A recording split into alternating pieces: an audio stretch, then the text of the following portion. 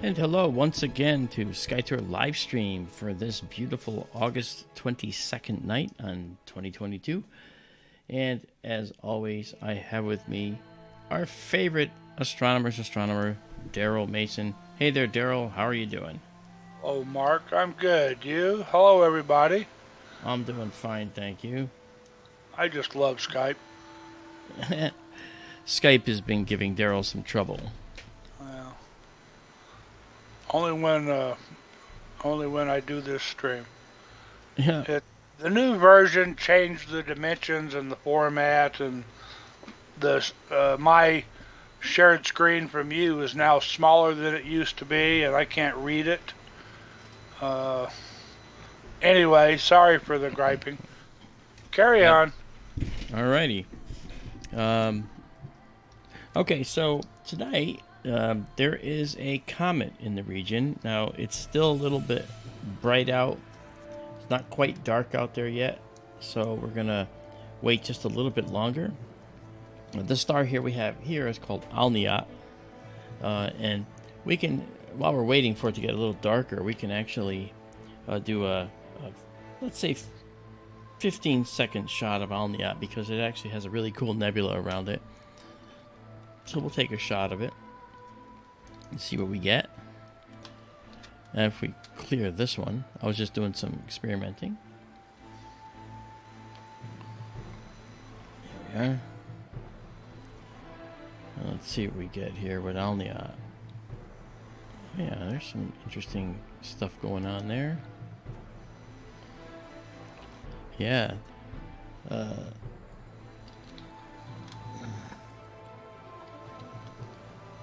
Let me make sure that we're where I think I am. No, we're not on Alniyat. It went to, I thought that was Antares. It didn't go to where I wanted it to go. So, this is the Antares Nebula looking at.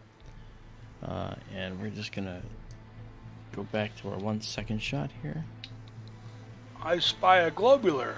Yeah, you do. It's not Measure 4. It's the one right to its left and above it. Uh-huh. Okay, let's do this. And get rid of this. Alright. Okay, I see what's happening there. Temperature on the sensors, minus 7.8. Still going down more. Needs to go down more, obviously. Okay, so there's Alniyat. So I'm gonna say go to Alniyat again. It might be that Alniyat actually is mislabeled in the database. I've encountered so many of those situations. But hey, it's free. Yeah, that's true. So it's on Alniyat now, and it's centering it up, and then it's going to race back to Antares for some reason, because it has the wrong coordinates for Alniyat in the database. All right, so that's all I had to see. So once I know that that's the case, I can take us back toward the west a little bit, and there we go. Oh, come on.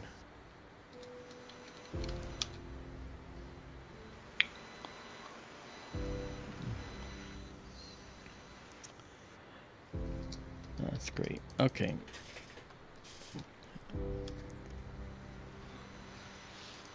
Okay, I could do something with the telescope here that I don't want to do. I have to shut off its power and turn back on its power. It wasn't done doing what it was supposed to do. So we're going to have to turn it back on, and it'll have to find itself in the sky one more time, which is okay.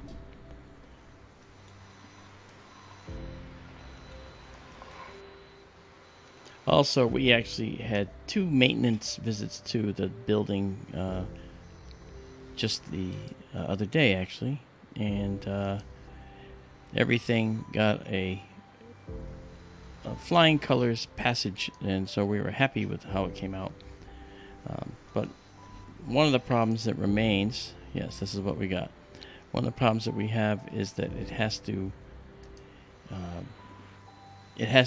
be, the telescope has to be fully stopped before you actually try to move it. That's just a little feature, if you will. It's been present with this brand of telescope since the very beginning. You'll notice the telescope's moving a little. This is initialization of the smart drive. And it's actually okay for you to see this. This is kind of cool. Then we'll do a plate solve and we'll find ourselves in the sky. And while we're doing that, Daryl, maybe you can find the coordinates of the comet. Oh, did I say comet? Yes, there's a comet out there. We looked at it recently. People might remember. It's Comet C/2017K2, the PanSTARRS comet. Last time we looked at it, it was up in Ophiuchus, the serpent bearer. Yes. And now it has dropped down into Scorpius. We need to catch it pretty soon because Scorpius goes away so fast. Yeah. It's right next to the star A-Crab, to the right of Antares. It's like Scorpius's left elbow, or the back end of his left claw. Okay. You can find the star Dashuba. It's A-Crab is the next star above Dashuba. All right. Dashuba is his forehead.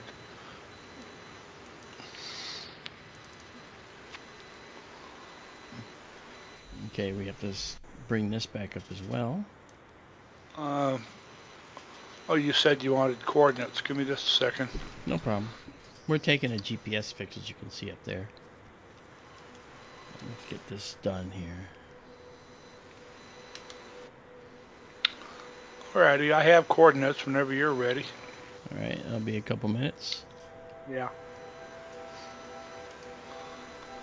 Well, a lot of satellites flying around up there. Yeah. What they're showing me in Stellarium, and I'm zoomed in on it, and there's still satellites flying around. Probably Okay. Starlinks. I imagine that's probably true.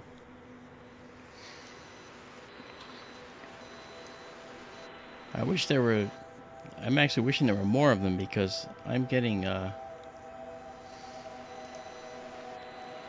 intermittent internet now. Look at it, now I got a black screen. Yeah. So let's see if that means that we've lost our internet connection, but you know, we just gotta wait a sec.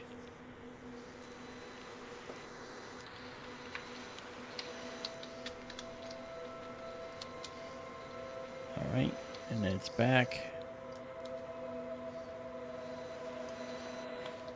Maybe not. Still waiting. Holy cow.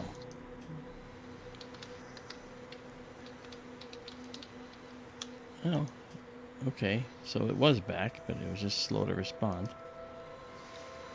And we're still taking a GPS fix, is that right? Well, we're frozen again. See that? Jeez. Getting there. Now, see, it just jumped to 56. Jeez. All right, well, we'll live with it. I've never had it to be this problematic, actually. Not my fault. No. I don't get why this...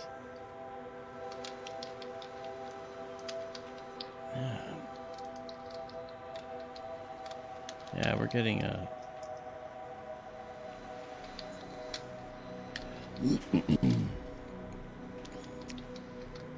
Alright, well, just gotta wait it out.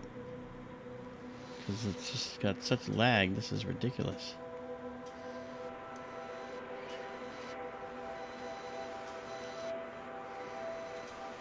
It looks like this guy is frozen now. Jeez. I don't get it.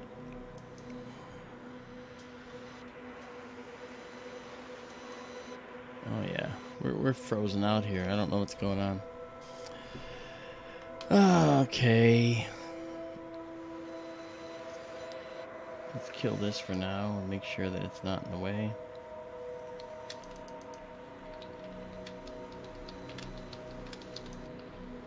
It was fine before.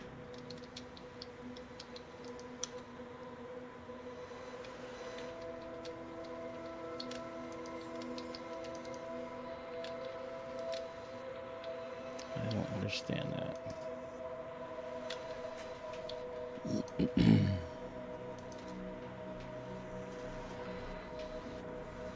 Okay, let's go here.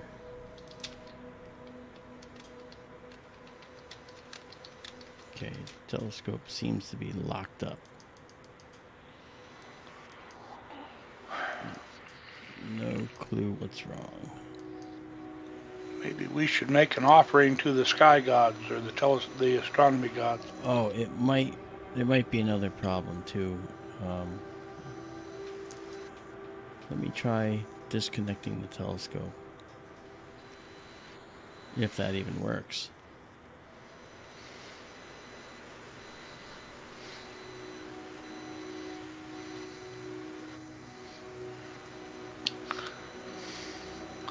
Who do we want for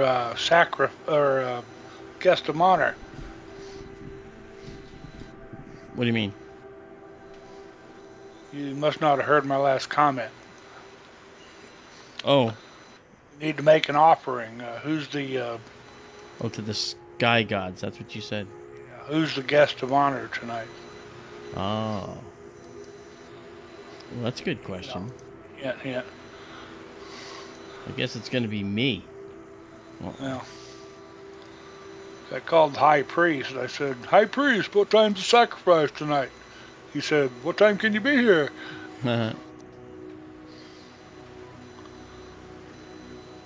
Okay, well, it looks to me like we're gonna have to let's wait a little bit longer.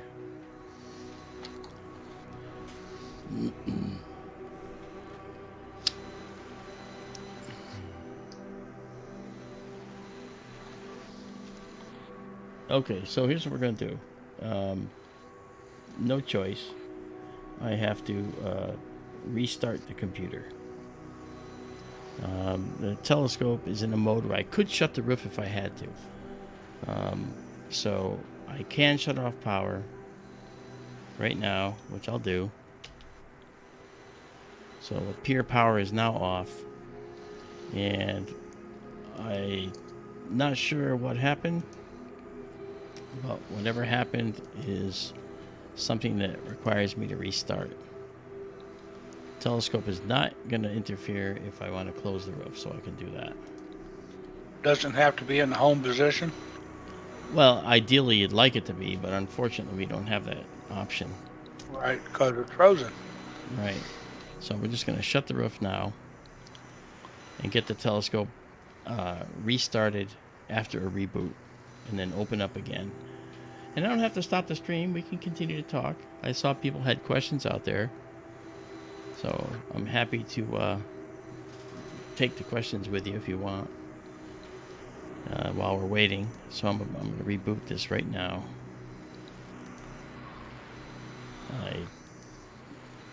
There was a problem with the all sky cam. It got confused and the camera got lost.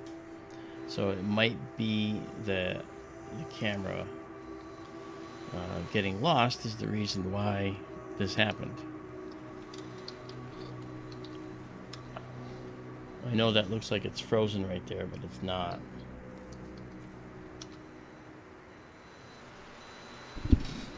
Susan Woodcarver, hey, that's funny. It must be my fault. I told 3 people to watch tonight. And they're probably going, yo, what the heck's going on here? Is this supposed to be good? Alright, well.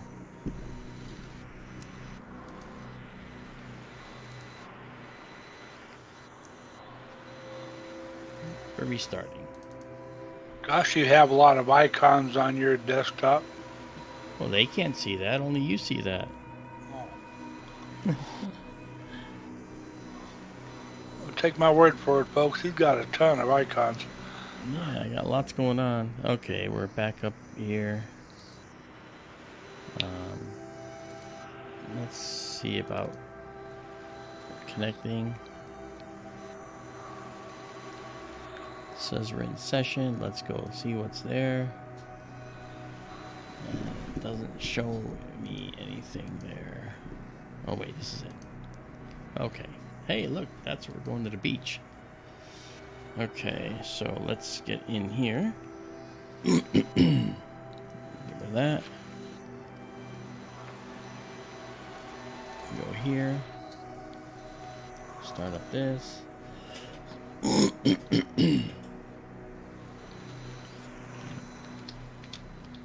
Okay.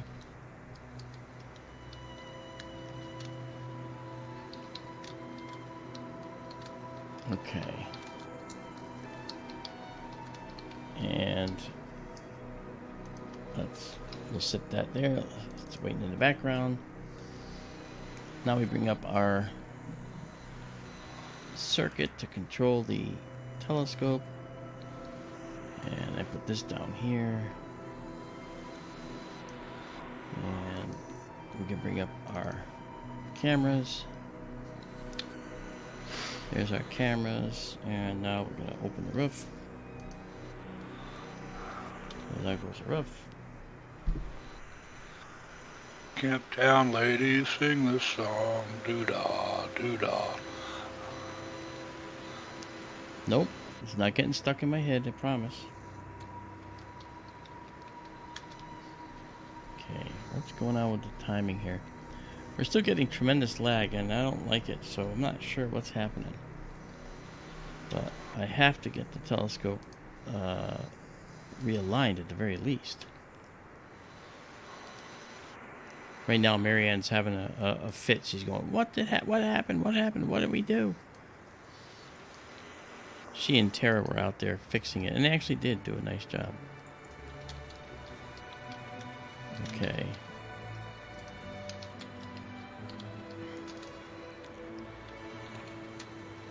Let's get this up. Yep, that's right. We want that. And I want to move this over. Over here.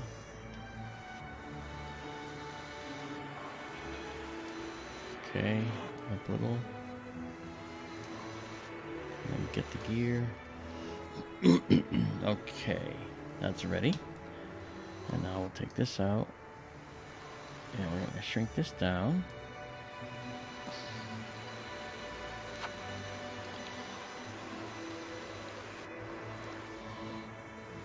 Actually, put it here. And now do this. Now this out here. And then get rid of this.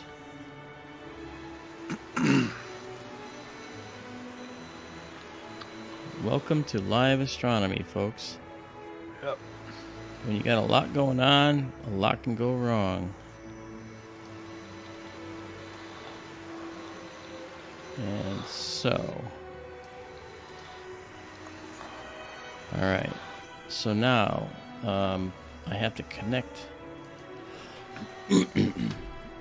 exactly what I wanted to see.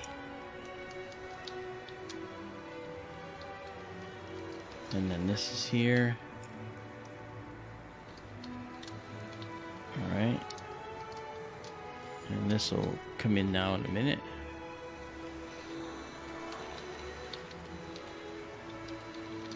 There we go. And I can move it, I think, to the east. And put it right about here. And now I will do what it asks me to. I'm going to hit this button and it will do the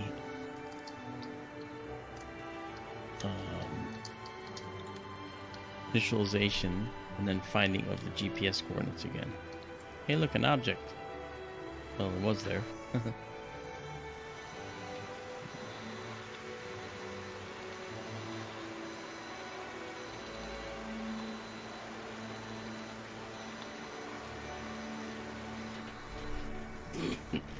Zoom, zoom. Yeah. Well, we are, you know, we're initializing, so it's moving in the order of like 8 degrees per second, maybe 10 degrees per second. It's going to stop, initialize. There it is. Now it's going to take a GPS fix. And oh, look at that. We're already there. Good. All right. Okay. So now what we'll do is we're going to back out of this, go to here. And not that we have to. And then I'm going to move us to a star field. That is interesting. Okay. This will work. And this, we have a globular there. Okay, now we'll do our plate solve right here and see what we get. Alright, so the plate solve is... Would I miss it?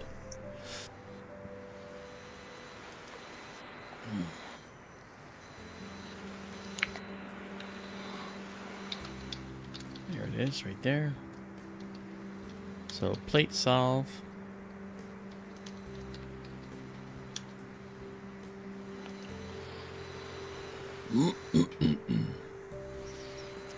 Found a lot of stars, which is good. That means it's going to be able to find a match. When it finds a match, we'll copy it and synchronize everything. Not that far off.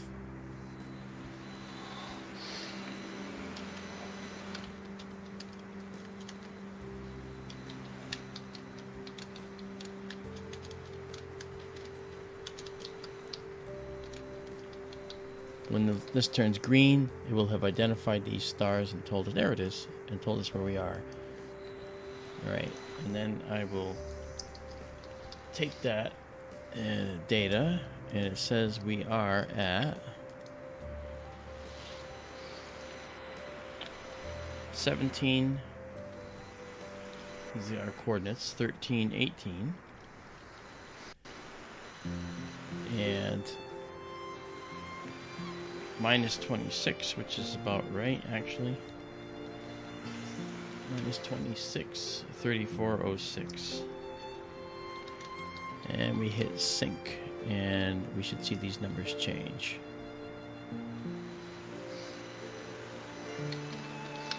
And they did not. Which has also happened. Or is it because we're... Alright, let's see.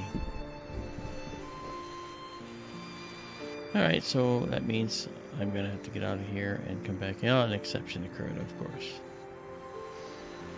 Alright. Live astronomy, folks. Yeah, I said that. I know. Yeah. Alright, so I'll disconnect, quit, restart, and when I do it again, it should be fine.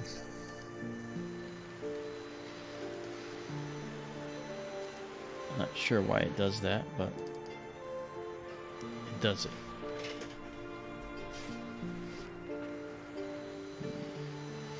Alright, I'll leave this up for now.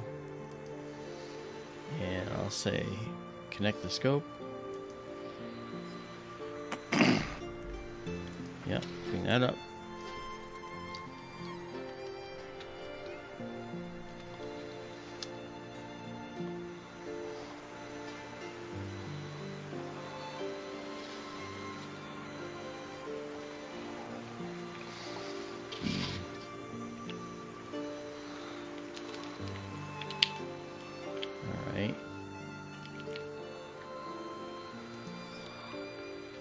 And once again, 17, 13, 18.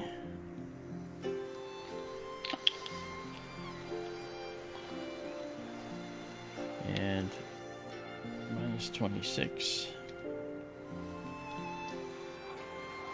3406. And sync. Okay. And that worked. So now our telescope is synchronized, and we can refine that by going into our planetarium.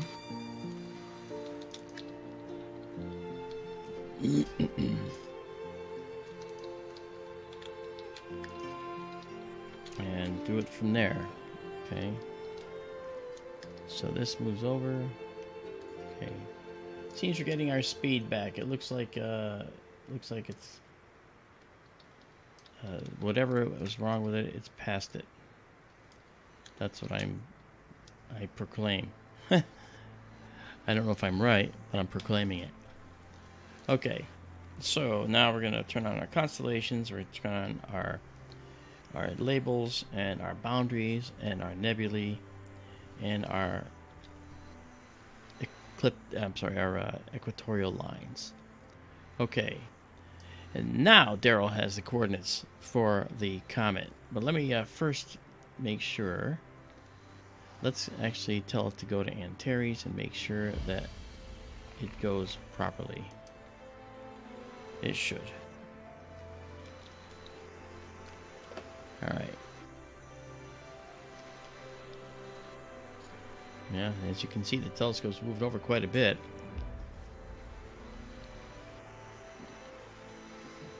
But we should see Antares come into view here, and there it is. And we will refine our coordinates. Let's see how close we get. That's not bad. That's not bad. Waiting for it to stop the auto centering. There we go. Okay, well that's where you going? Stop.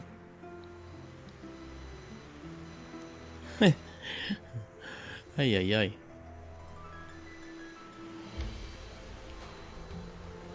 Okay. Alright, so what I'm going to do is I'm going to move the telescope ever so slightly upward now that we're still finally.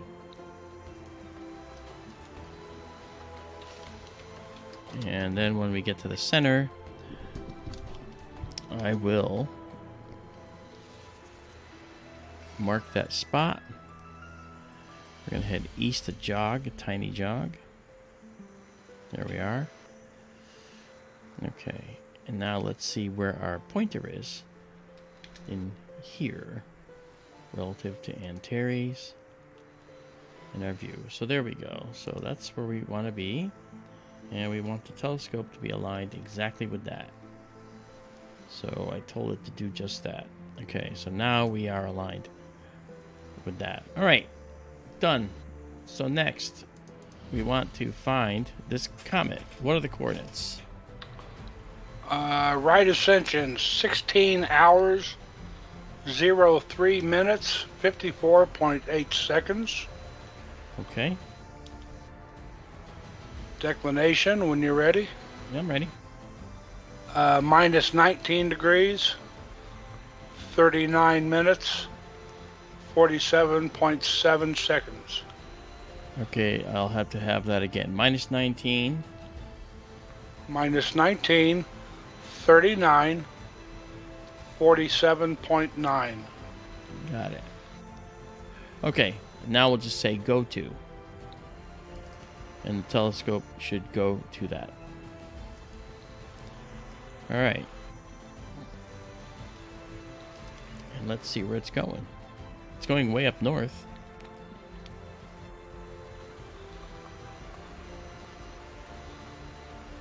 Is it that far north? Shouldn't be that far north. Okay, Did then you say, maybe. Did you say minus? Yeah, minus 19, 39, 47. Yeah. Well, it's using Carniferos as a centering star. So it's doing the auto centering process, the high precision slewing. Okay. Now I'll wait and see if it does anything more. There it does. Okay, so it's centering it up. Then it should take us down.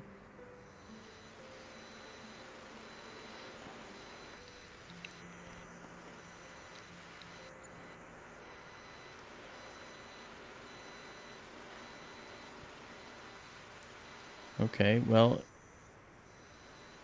Oh. Oh, you are correct. I thought I put the minus in there, and I did not.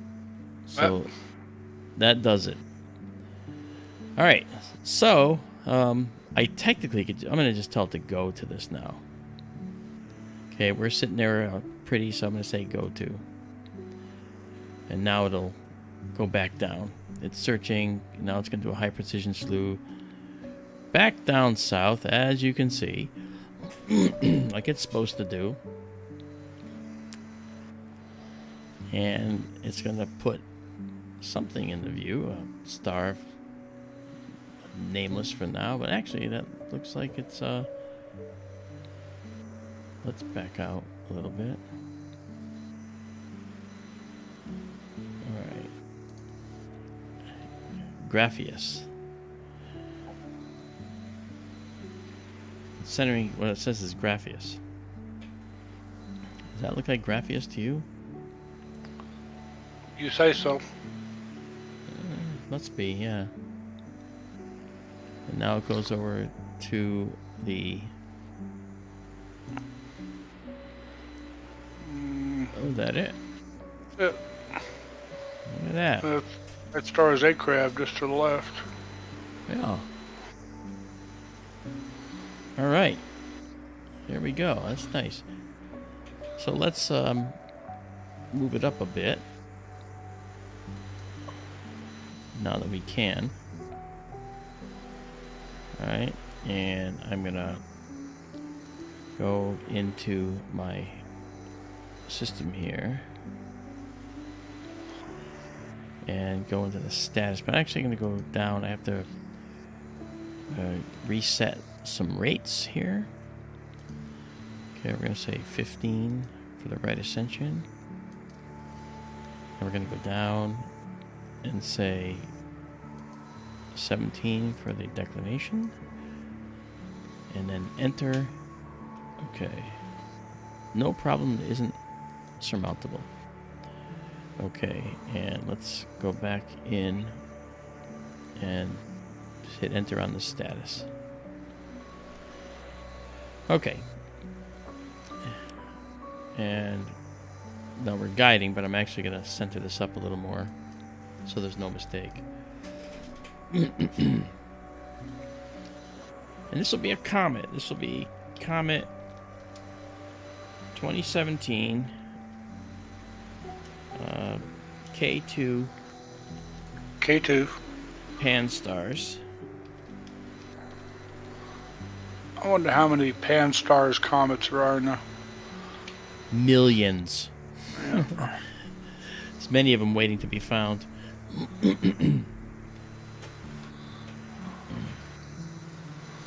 So guys, sorry about the way the stream started, but I hopefully we are ready to take on the night. Let's see here. Okay, now we are guiding. So let's do a 20-second shot here just to start off with things and see what we get. So 20 seconds, we'll kick this back down, get out of the night vision mode, and start our live stack. Alright. And this is going to be hopefully pretty.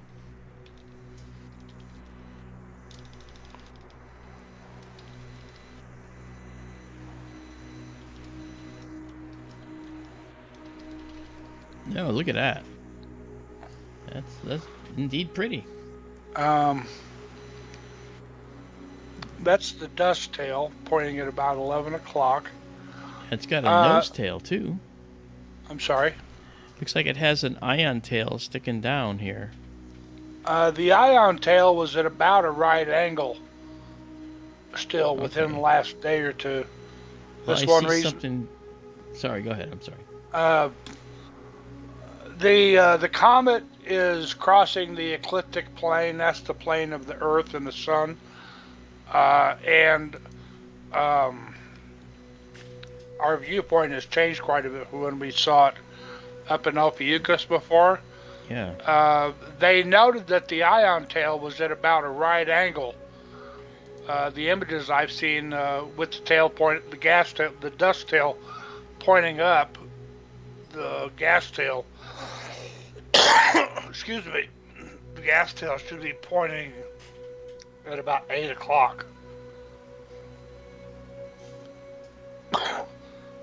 We may be seeing more there. I see the dust tail here. Uh-huh. And this might be the ion tail then. I was wondering if you might be seeing an anti-tail also, if you saw something coming out the other direction. Well, the anti-tail is the ion tail just from the other perspective. Yeah. Okay, but if the ion tail, the secondary tail, is not supposed to be there, let's actually go in here and see what we really have here. This is going to push it way beyond what it should be. Okay. Okay, I can't. Well, we'll have to let it develop. Here you go, folks. Comet City. All right, and as we're stacking, we are at 295 gain right now, so about 300 gain. That's pretty high. I'll go up to like 350 at times, but this is pretty good. We got a nice view of the comet tonight. And look at the nucleus is actually offset from the coma a little bit. Uh-huh. I think that's a 3D effect because the comet is, as it's moving through space, that dust tail is being dragged out behind it. And we're actually seeing that little sway in the tail that's due to the fact that the comet is moving in an arc from our point of view. Yep. Let's see if we can pull something out by doing this. Little processing to pull something out.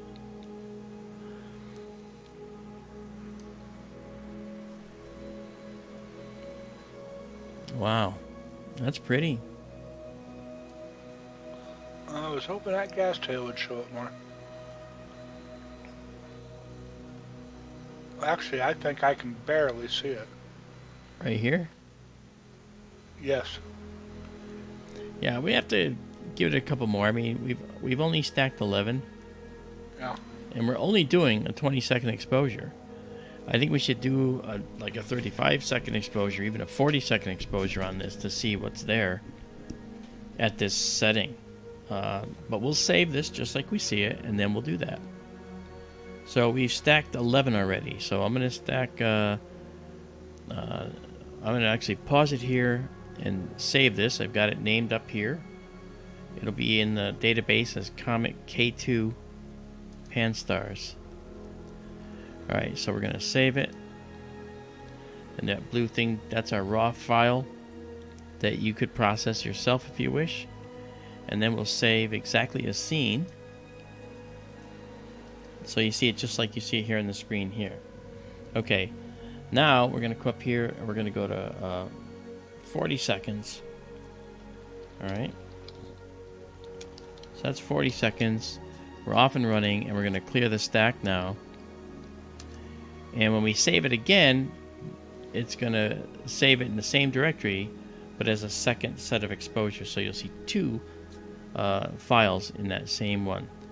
But obviously we clear because we're done. We're getting a little bit lag there, but we're going to hopefully get that back. All right, there's the first one at 40 seconds.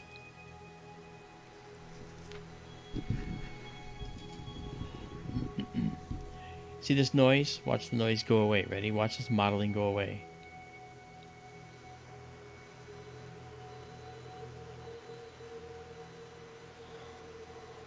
See how it got much reduced. Got satellite going through here. Yep.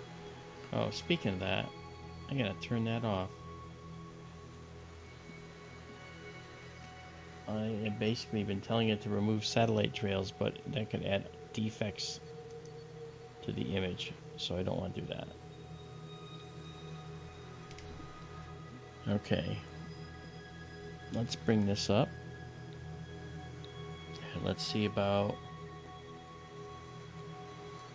moving this out here a little bit. Catch a little more data. That's nice. Add some contrast here.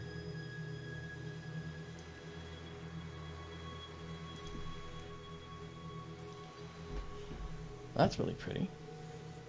You can still see the green of the comet. Yep. Yeah. You're seeing carbon atoms that are making this green color. You're seeing cyanogen, which is a carbon atom with a nitrogen atom, which is cyanide by any other name, making this green color as well. The dust tail is a markedly different color. It's more of a neutral color, more the color of sunlight because it's reflecting sunlight. It's dust particles reflecting sunlight.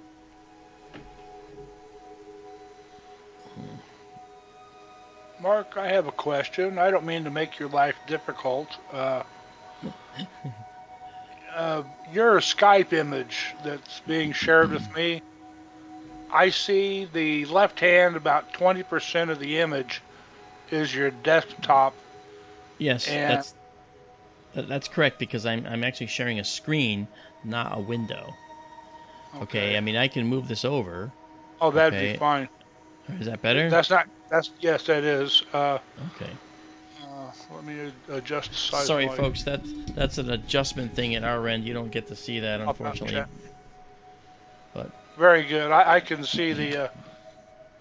I can pretty much see the camera controls and everything. Well, you can go more. No, go back a little bit. Okay, that's fine then. Right there. I forgot. That's good. I forgot you had that problem last time, so you're right. Yeah. Well, while we're waiting for some more exposures to come in, I just want to say hello to the people that are here. I know Renee Cruz was one of the first ones here, so it's good to see you. Daisy and Zoe Amethyst were next. It's good to see you guys as well. Robin Curtis, what's up? Robin's probably asleep. She's in Colorado, like you are, Daryl. And it's after midnight, so she's probably sound asleep. And, you know. Donald Kunzer's here. It's 10 o'clock in Colorado. Oh, that's true, too. All right, thanks for reminding me of that. You're right. Donald Kunzer says, Mark, I have a question.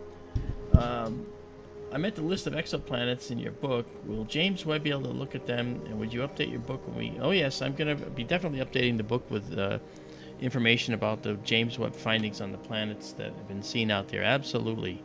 Going to definitely do that. And thank you for asking that question. Susan Woodcarver's here with us. Good to see you, Susan.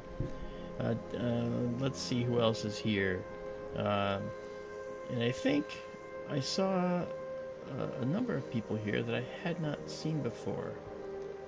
So I'm just going down through the list now. It's a big list. Anahata 77, that's Bonnie in Colorado also. Irish Monk is here. That's Irish Monk. Where are you from, Irish Monk, if you're still with us? Cosmic Ray, how you doing? The observatory, Cosmic Ray asked, what observatory is on the opening logo? That's actually Skytour Livestream East. That's our Eastern Observatory. We no longer have that dome. We outgrew it. So we have a new building we're building, and it's going to have a roof that's operated by what are called linear actuators. So the roof will actually be lifted up and off the building and dropped down to the side.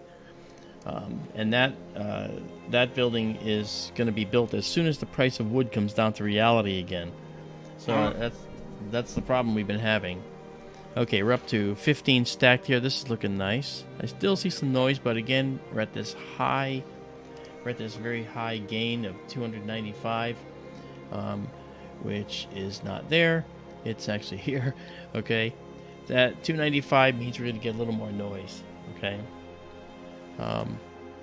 But that looks really pretty. The dust tail you can see going off there. Okay, and this extended coma is pretty interesting. Got this beautiful green. So that to answer the question, finish answering Cosmic. That's the one you see on our opening credits there. Hello, Izabela. Marianne, I think, went to bed.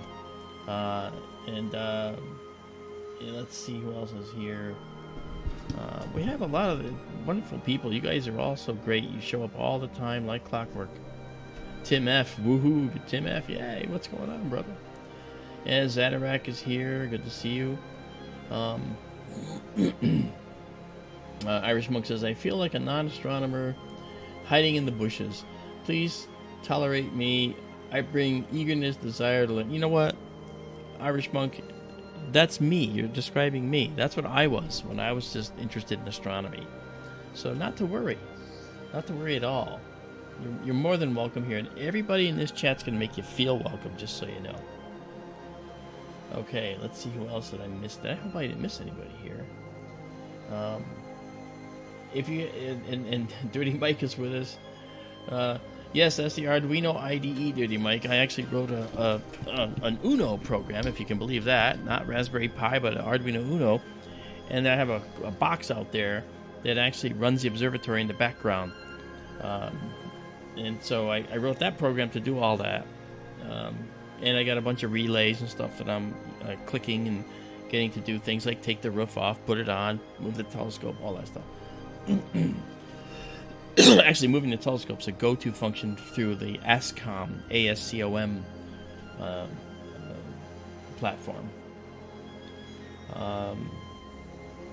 Again, while we're waiting for the comet to resolve it to this beautiful imagery, we're gonna continue to take questions. I'm answering questions as I go here. Fantasy's here. How's it going? Nice to see you as well. I'm looking for questions from folks.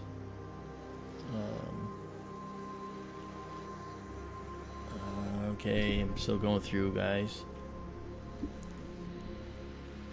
All right, and okay, I'm just going through. Hold on. Let's listen to the music as I do it.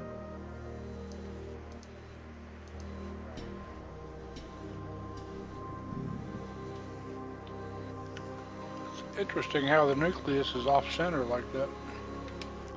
Yeah, remember what I said? I think that's because of the arc that it's in its orbit, and so it's leaving dust behind it as it's moving away, and so the nucleus can be off center substantially.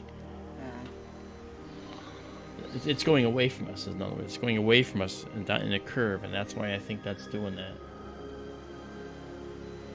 Okay, we have Suzette Bavier is here. Hi there, Suzette. I didn't catch you earlier. I apologize. I was actually working a problem, but we got it fixed. And we're going to town. All right. And C&D Boy. C&D Boy is here with us. C&D Boy's asked Marianne if she has her taser charged up to tase me. Okay, thank you very much. In all reality, she's never tased me, not yet. Not yet. Yay, come on there, Yeah, I know. Oh, yeah. This is really pretty. And this music is just so nice. It's like a beautiful counterpoint to this beautiful celestial wanderer that has a lifetime. It may be near the end of its life. Hey there, Bullwinkle 000. What's going on? I guess you're from Georgia. He says it's a rainy night in Georgia, and it's nice to have a star tour. Yeah, that's good. I'm glad you like it. We're gonna check out our weather here in a bit and make sure that none of it's catching up to us, and that'll tell us just how much more we can do. I can see that there are some clouds moving toward us, but we're going to do our best to keep at this. The thing that matters is the rain clouds, and those are not heading toward us. Alright, so that is what we care about more than anything else. We can use all the positive vibes you can beam our way, folks. You got it. Push them All right. clouds. What? Push them clouds away. I know, right? Okay, this is 31 stacked images. This is looking really nice. Let's see if we can get a little more detail here. Actually, let's use this guy. Pull some detail with this data point up here. And let's get up in there. I'm waiting for it. There we go.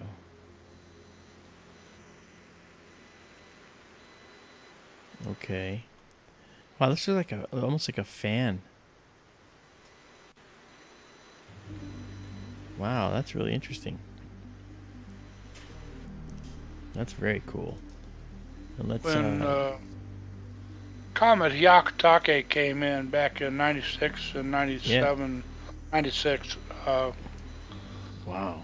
The night it was at its closest, it had an anti-tail. Mm-hmm. I know you talked about that earlier. I remember that, yeah. Yeah, it looked like a bright spike coming directly directly opposite the gas tail. Yeah, like it was a baseball being thrown with a spike on the front of it. Yeah. Yeah. Okay.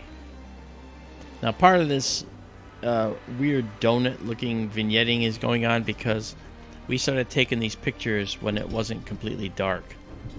So we do have that issue going on. But now, we shouldn't have that problem. So what we're going to do is we're going to pause this right here, and we'll save it again.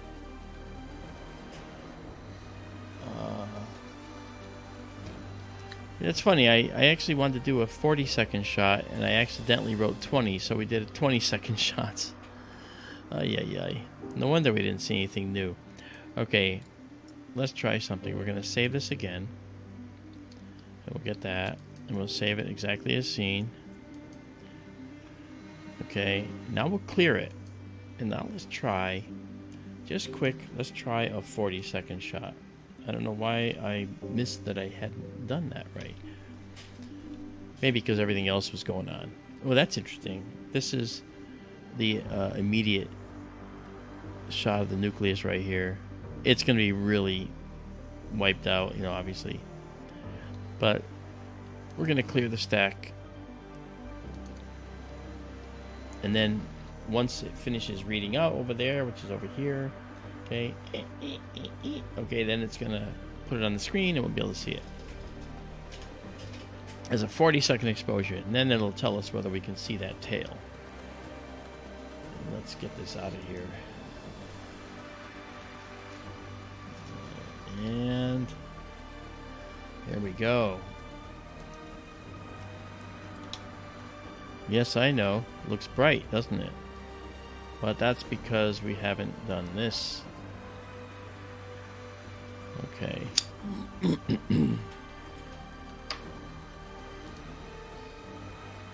Here we are.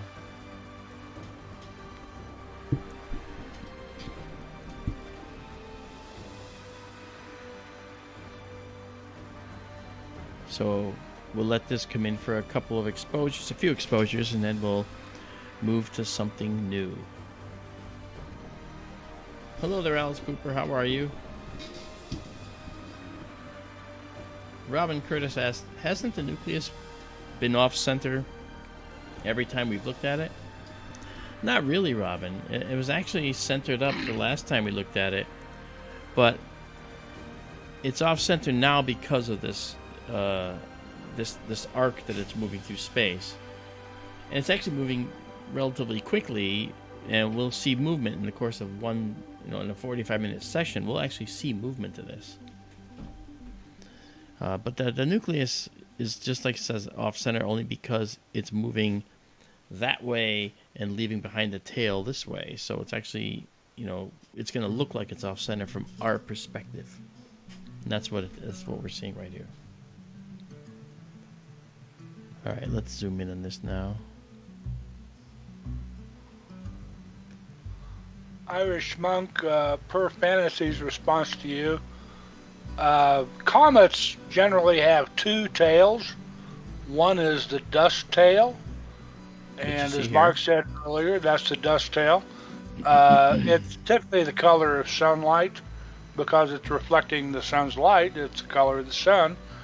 And it also has a so-called ion tail or gas tail, which is excited gas coming off the comet being blown away by the pressure of sunlight, I guess you would say, and it points directly away from the sun at all times.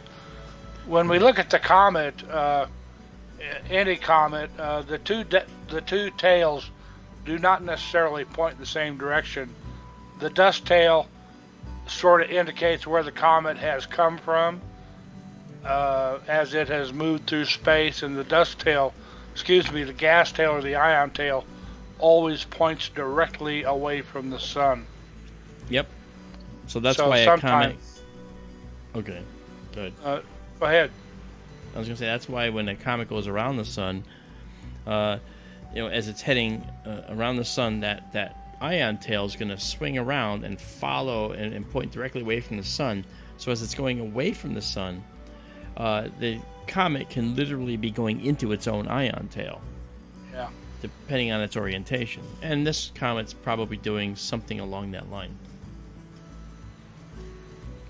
as it heads away.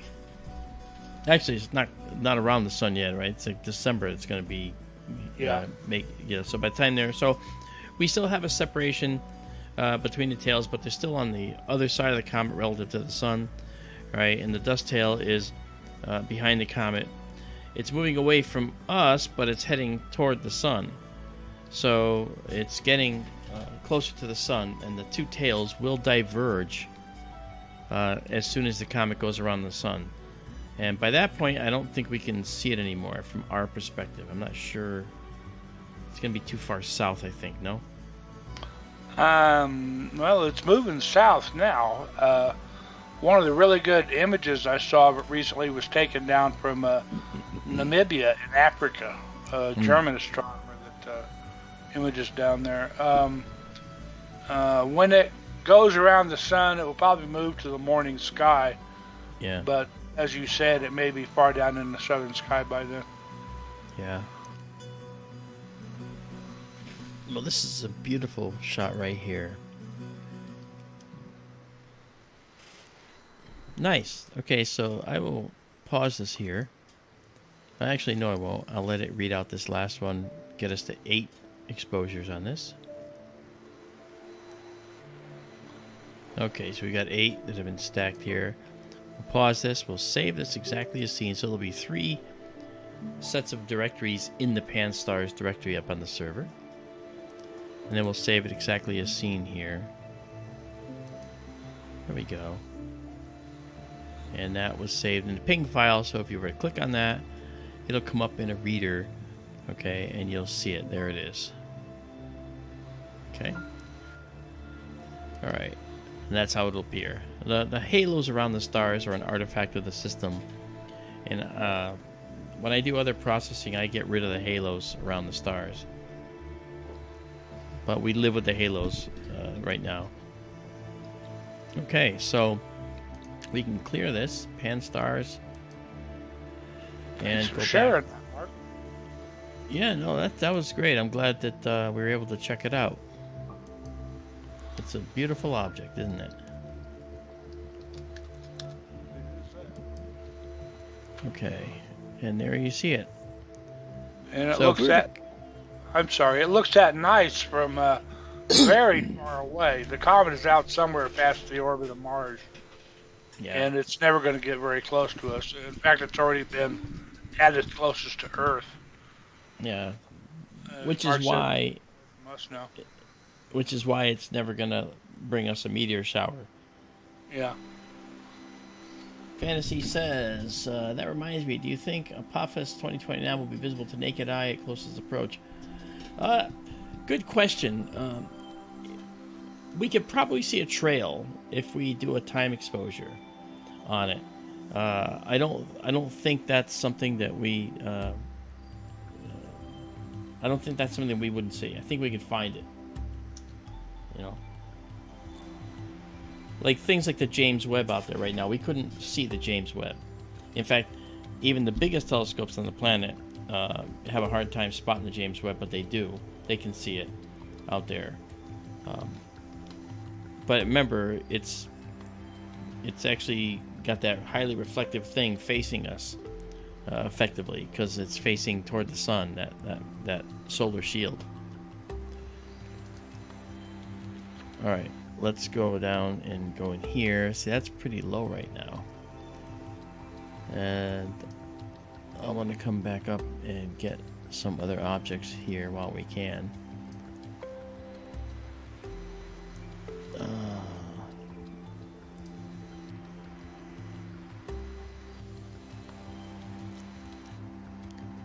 You know, we haven't done the eagle in a while. I want to do the eagle.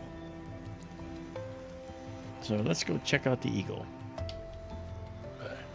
Okay. Yeah. There's the teapot of Sagittarius right there. And now we're heading, we're all zoomed in here. Let me get us back to our zoomed out spot.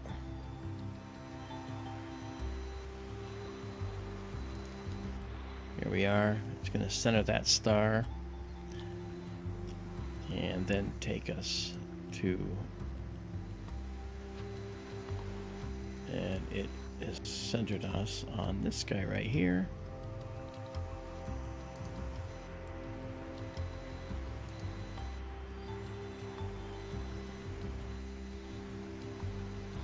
Have we ever looked for not the eagle inside the Eagle Nebula? There is another object sometimes seen inside the nebula, and I'm racking my brain trying to remember. I noted there in Stellarium, they also called it the Star Queen Nebula. I'd have to look it up and see what the name is. It's over to the left or the east a little bit from the Eagle, I believe. The Eagle itself, you know, down in the middle. Let me see if I can find that. So you're saying it's out here somewhere? Because this is east. Now it's still in the brightest part of the nebula. It's just to the it's to the left of the Pillars of Creation. Okay. Just a little bit to the left. Let's go find out. I'm going to see if I can find that.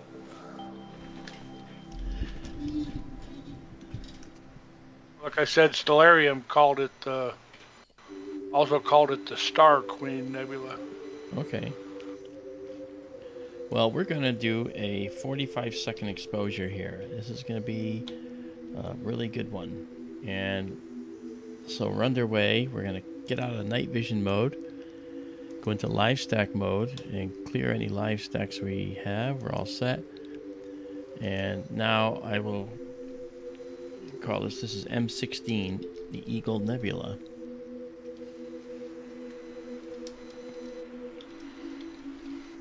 And this is what I call EN, Emission Nebula. All right.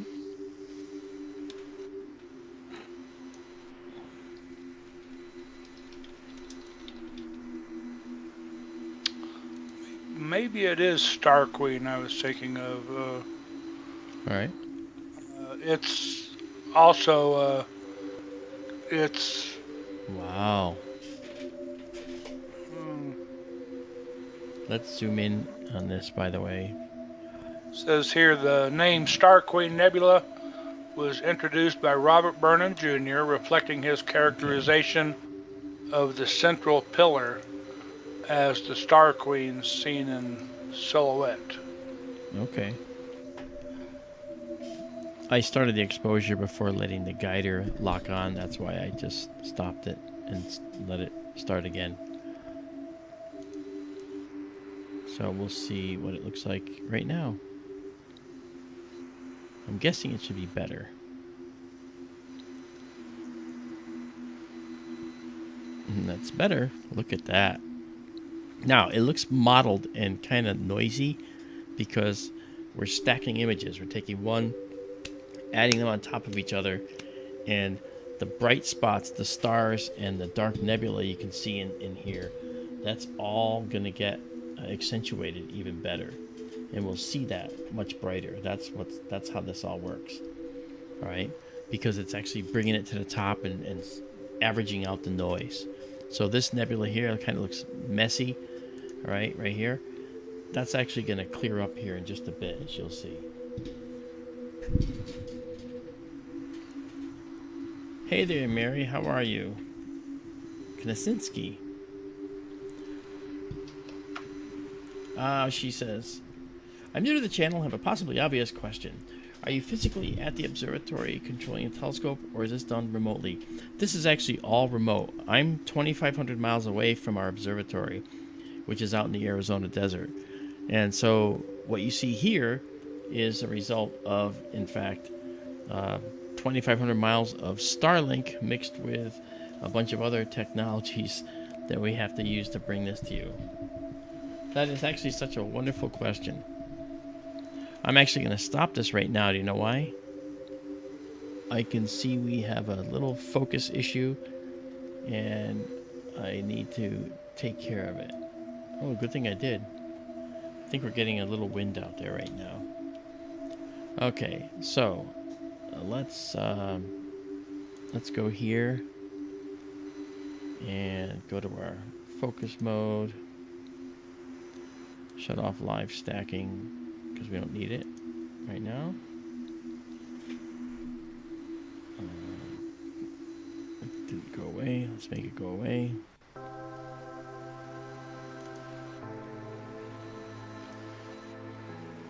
Okay.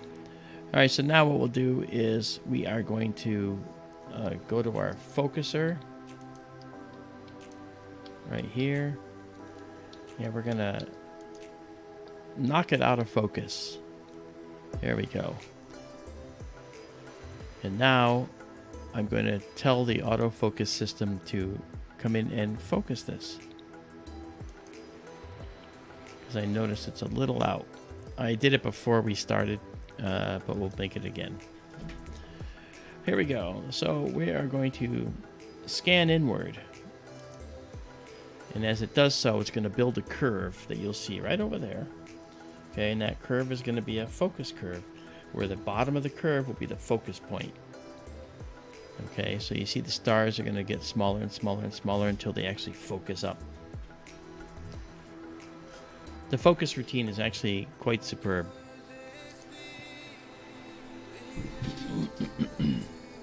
James Dugan, how you doing down there in Australia?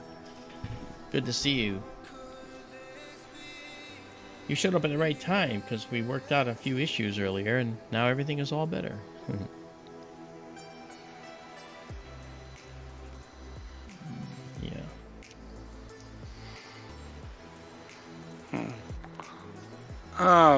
Okay, I found the object that I was referring to.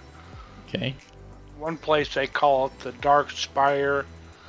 Another place called it the Stellar Spire. Okay. I thought it had a more fanciful name, like Princess or Fairy or something like that. It is, or Angel even. Okay. It is way over on the left side as we look at it. Maybe once you get focused, we can, if we dive in, we may be able to see it. All right. Well, we're focused now. See, there's the middle of our curve, and then we're right. That's where it focused up. So we're good. And so the temperature out there in the building right now is 31.31 Celsius. So that's actually pretty warm. All right. There we go. All right. So now let's do another exposure. Let's do 35 seconds. And so we did that, and we'll get out of our night vision mode, our night vision enhanced mode, go back into a stack, and start laying down the law. Here we go. Marc, could you excuse me for a moment, please? Okay, no worries. Right back. We'll be here. So I was trying to tell Daryl, when he goes away, see how the noise goes away? And it's actually much more clear sound. So I have to get him a better microphone, because that's really what it is. Simon Thompson, how are you? Simon, you are in Perth, correct? And I don't know where James is. Brainius Balky, how you doing? Good to see you. Curtis, good to see you. Curtis Horn. Yeah, we're actually doing the Eagle Nebula right now, Curtis. Look at that. Ah, how beautiful. You can see the pillars of creation there. And we've only stacked one, so you'll see this noise over here go away right after it stacks the second one. You'll see some of it go. Notice that? Now it's getting harder to see the color noise. Oh, look at that. Really pretty. But let's take a look at how far and how extensive this nebula is. Okay. It actually goes down there and further. So, and there's more up top, which is what I'm trying to show tonight. And we can actually pull this in. This is the mid-level, and this will give us the idea of how much more is out there, and you can see it higher now, right? And we can also do a color balance to make that sky more properly colored, and now you see it much better. Yeah, look at that. You can simulate what it looks like with different telescopes too by moving this in a little bit, just to kind of get a feel for how that works. But that doesn't really do it. There's a couple other things I do to show that. We can soften it by doing this, and this allows you to capture the interior of the nebula much better. Okay, now right now this simulates a fairly good sized telescope, but look at that. Look how beautiful that is. Look at the detail you're seeing. This is live, guys. Absolutely live. And that's just beautiful. Wow. It never gets old, you know that? James Dugan is in Sydney. And I think Simon is in Perth. Am I wrong about that? Wants to know where in Ruland he is. That's funny. Right. And he's over there in Sydney singing Rolf Harris tunes, you know? Wow, man, this is looking really good.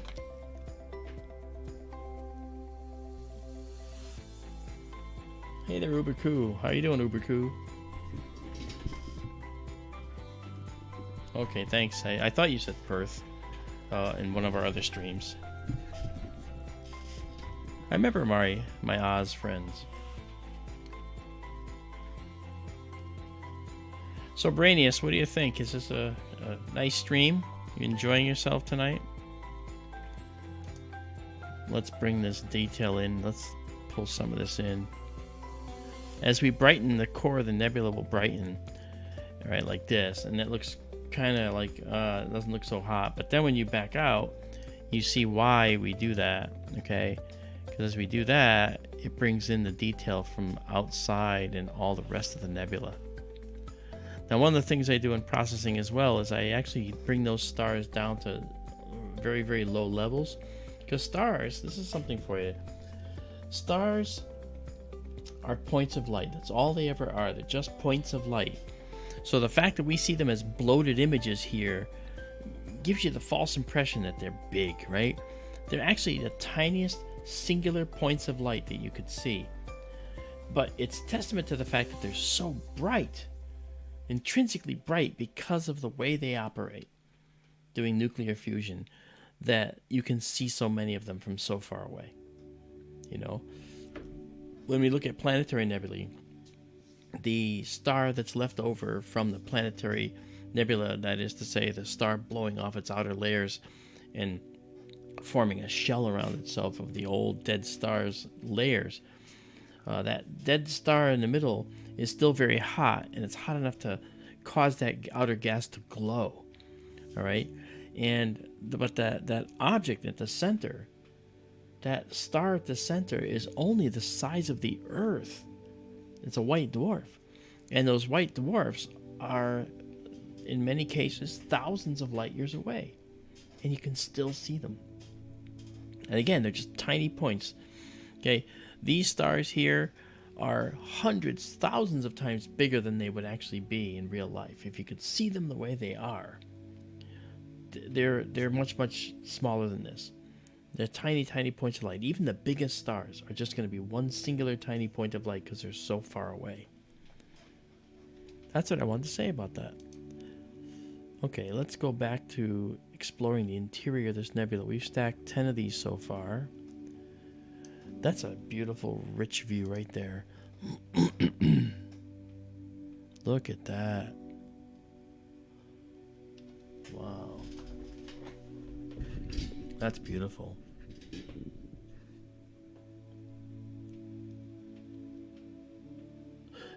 Irish Monk. Good call. Irish Monk says, when astronomers say this is live, I mean the observatory viewing of the night sky is live. You're seeing this as this light is coming into our telescope now. Yeah, okay. But you're absolutely right. When you talk about time, you're seeing this nebula as it was 5,000 plus years ago. That's right. This is how it looked 5,000 plus years ago. Yep. So you're right. Pamela Strutman, hi there. How are you? Good to see you.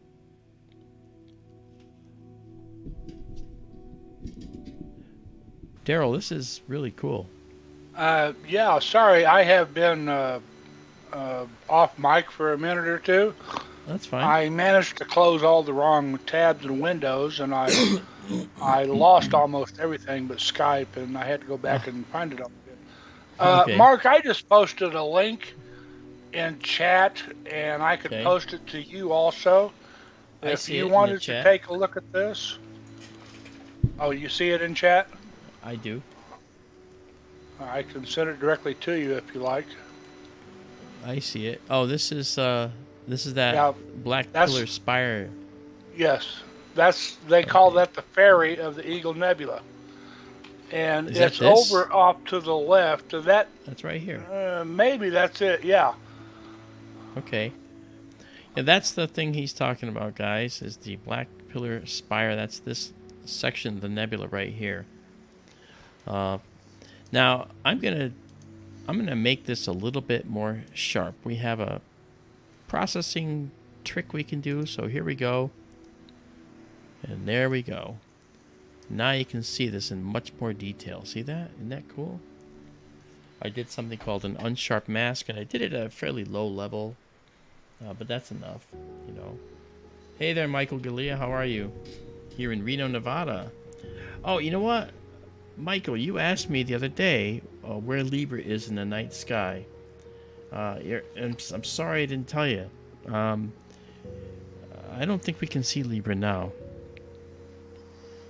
Now Libra's setting or has set already.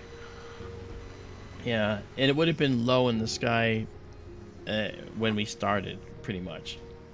But it is, and Fantasy's telling yes, you can download the app called Google Sky Map. Yeah, and it will show you. That's true. You can also go. One of the apps I really like, I'll show you right now. If you have an iPhone, you can get similar. It's actually for the iPhone. It's called Sky Live.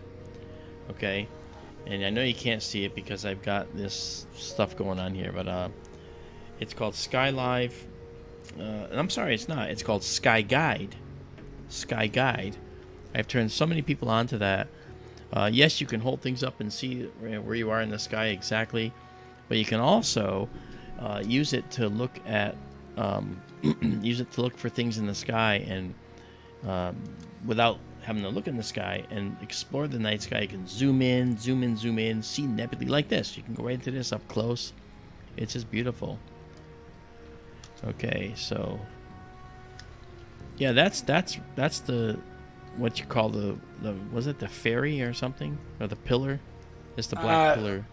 Yeah, they variously called it the black pillar, the dark pillar, the dark spire, and it did come up as the ferry of the Eagle Nebula. Okay. If we could rotate that or showed that image I posted the link to, the ferry is facing down right now, and that light area, which is presently at the top, makes her wings. Right here. And her legs, yes, and her legs are going to the left here, pointing down in the image I posted. Yeah, you just have to turn to the right a little bit. And the thing is, this is something that you would not see with an, you know, because most people see these pillars of creation here that the Hubble took pictures of it at one point, but they don't see this black pillar here. They don't get to see that because it's out of the view typically. But, you know, for us, we're having a ball showing you this. And you'll notice when you look down in here, okay, you see these pillars, but you also notice that there's a lot more pillars. A lot of little pillars. And you see this. This right here is a globule. This is called a Bach globule. You'll notice that on one side it has this reddish hue to it, and in the middle it's dark. That's because there's a lot of hydrogen gas in here, as well as dark dust. And this interstellar dust is usually made of carbon atoms and silicate-based materials that has ices on it. It's the coldest parts of space are in these dark clouds. But here in this nebula, it's actually pretty seething hot in here. So there's going to be issues with ice, but the ice will be sublimated off of, or, you know, melted basically, off of these particles and be part of the mix that's created around this object. But this is a self-condensing, gravitationally condensing object. So we're looking at a future star if it hasn't already turned on inside there. It could have turned on inside there, and we haven't seen it yet. But let's take a look. Let's zoom right in. So there you go. That right there is one of those things that you might just see, you know, eventually as a star here, you know. But here's our pillars, nice and close. And if we move down here, there's now the other pillar that we've now been looking at. That is so really cool. Nice. It is. And it's actually the first time we've actually identified it. Yeah. And you can see the wings of it. Yeah. I guess that's like Tinkerbell the fairy. There, yeah, it looks like that. It's very cool. And the nice thing is, the reason we can do that is because this particular camera we're using has what's known as high dynamic range. So I can bring it way in here, blow that out, okay? And when I do that and back out, all right, you'll see all this other detail out here. All this other stuff that's out here, all right? And it's still in the image. It's still here to be processed. So we can actually pull this down and say, well, you know, that's cool, but I don't want to lose all that stuff. But we can come right down here to look right into the heart of the nebula. And look at this. Look at that. I mean, that is absolutely stunning. That's a nice image. It is. This is really pretty. All right, we have done 24 of these. So what we're going to do is we're going to pause it here. We'll save the stack, which doesn't, don't worry, this processing doesn't do anything. But then what I will do is save it just like we see it here. And then I will do another processing maneuver. And then, so now we've saved it like we see it here. So if we look at it, all right, it looks like this, okay? And then I will come in here and bring this brightness back up about halfway in and back out just so you can see what I'm doing, so you can see the rest of the stuff out here. Okay. And this is going to be go to the extremes here, so I'm going to go like this. So you can see that stuff out there. Okay, and then I'll bring this dark level in to set the blackness level. Increase the contrast effectively. All right. And then I will do the same thing. I will save this exactly as seen. All right. So now if you look at that one, you see we've got this one now. Right there. And then we have the other one we just saw. So that's cool. And now what we'll do is we shall clear this because we saved the stack, and then we'll come out of this, go back to 1 second. All right, go to night vision mode. Okay, and I'm wondering if we have a cloud passing right now. Maybe. Let me just go check and see what we got. Yep, we got a cloud passing. Yeah. All right, we should be able to get another object in before we have to maybe call it a night. So let's find out if we can. Let's pull out here a little bit. We're about to bring this out full screen of our full image size for the chip. All right, and let's go here. Sorry, I've got too many windows open. Yeah, Libra is setting here. It'll be low, but still up for Marc, and it'll be an hour higher for California or Nevada. Yeah.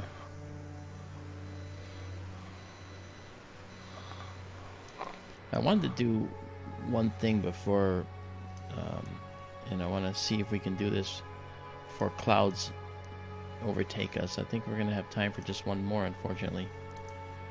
But I'd like to show people some of the absolute beautiful colors that we see in the night sky, and one of them is this beautiful dichotomy of red and green that we see. So in this nebula here, the Dumbbell Nebula, we're going to go there now. And you'll see the telescope start to zip away. And it's going to be pretty high in the sky, so that's actually a good spot to look straight up.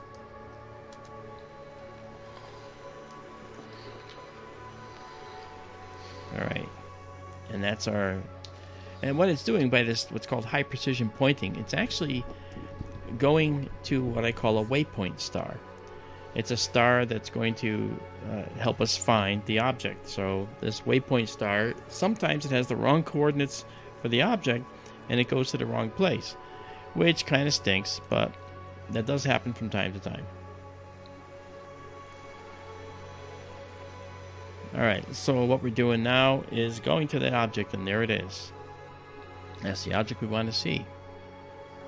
And let's wait for the telescope to finish moving around. I see a dumbbell. You do. I see an apple core. Yeah, right?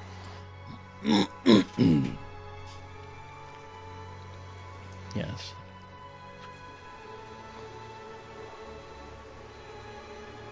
Okay, we're going to move it over and kind of center it up for us.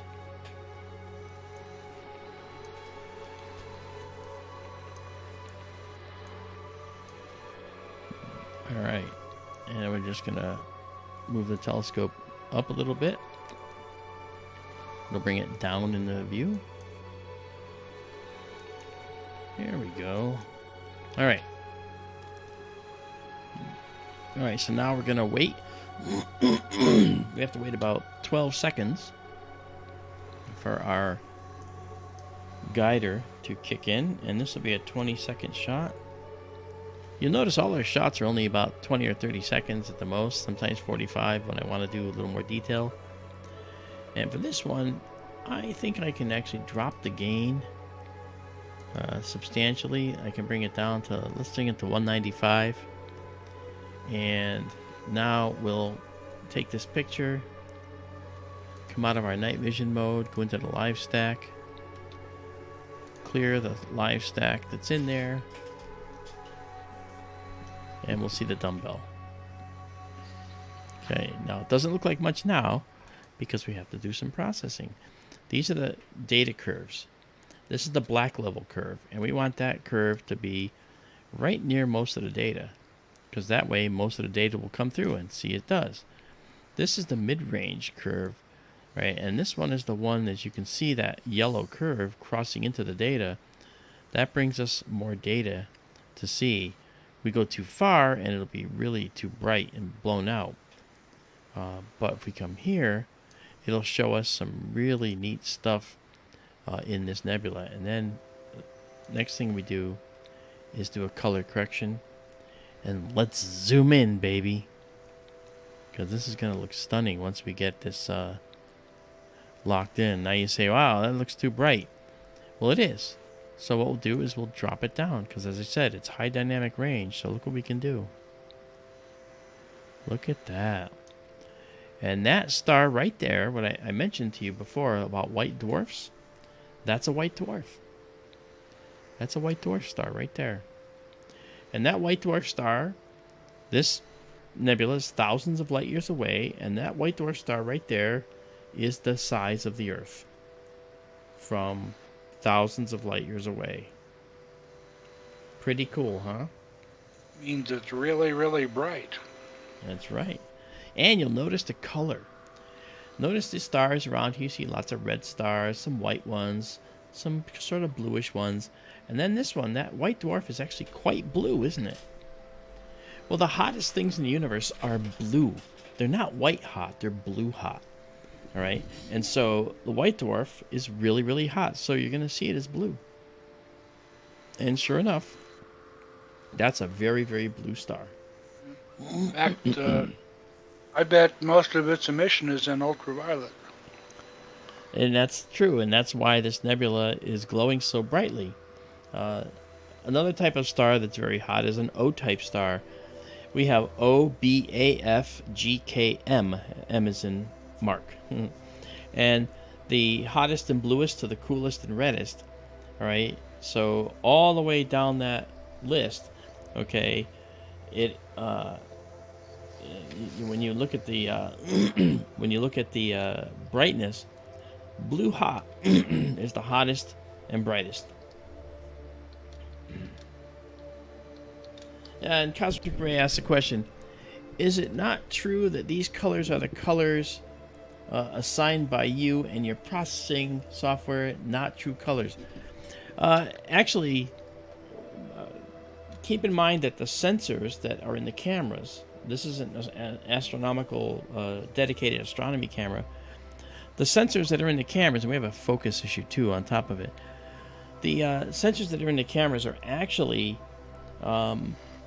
tuned to the correct colors. So they're not tuned to our eyes, they're tuned to their sensor. So a certain frequency of light will be a certain color. And so the cameras are tuned that way. So that's what we see here. So yes, this is an actual color. This green is a real thing. This red is a real thing. This green, in fact, is what ionized oxygen looks like, and the red is what ionized hydrogen looks like. Okay, and neon and a few. Maybe a little neon. Yeah, maybe, yeah. I mentioned neon, but you know, it's mostly a hydrogen envelope, you know. Yeah. This is kind of broaching that subject I wrote to you about recently after the last stream, or two streams back. Izabela asked, and somebody else asked about representative colors of other elements. Izabela asked about carbon, I believe. Someone else asked about iron, and yep. I think we kind of went off track with it. And again, I had mentioned to you that characteristic yellow color of the sodium laser down at the VLT telescope at the European Southern Observatory, that is that same yellow color that you see when you hold salt in the flame of a Bunsen burner, correct? Yes, because that's sodium. Yes. So, well, it's chlorine as well. Well, okay. Sodium chloride. But it kind of, I don't know where we got lost in all that. That we don't tend to see emission colors of carbon or iron, and it got kind of left there.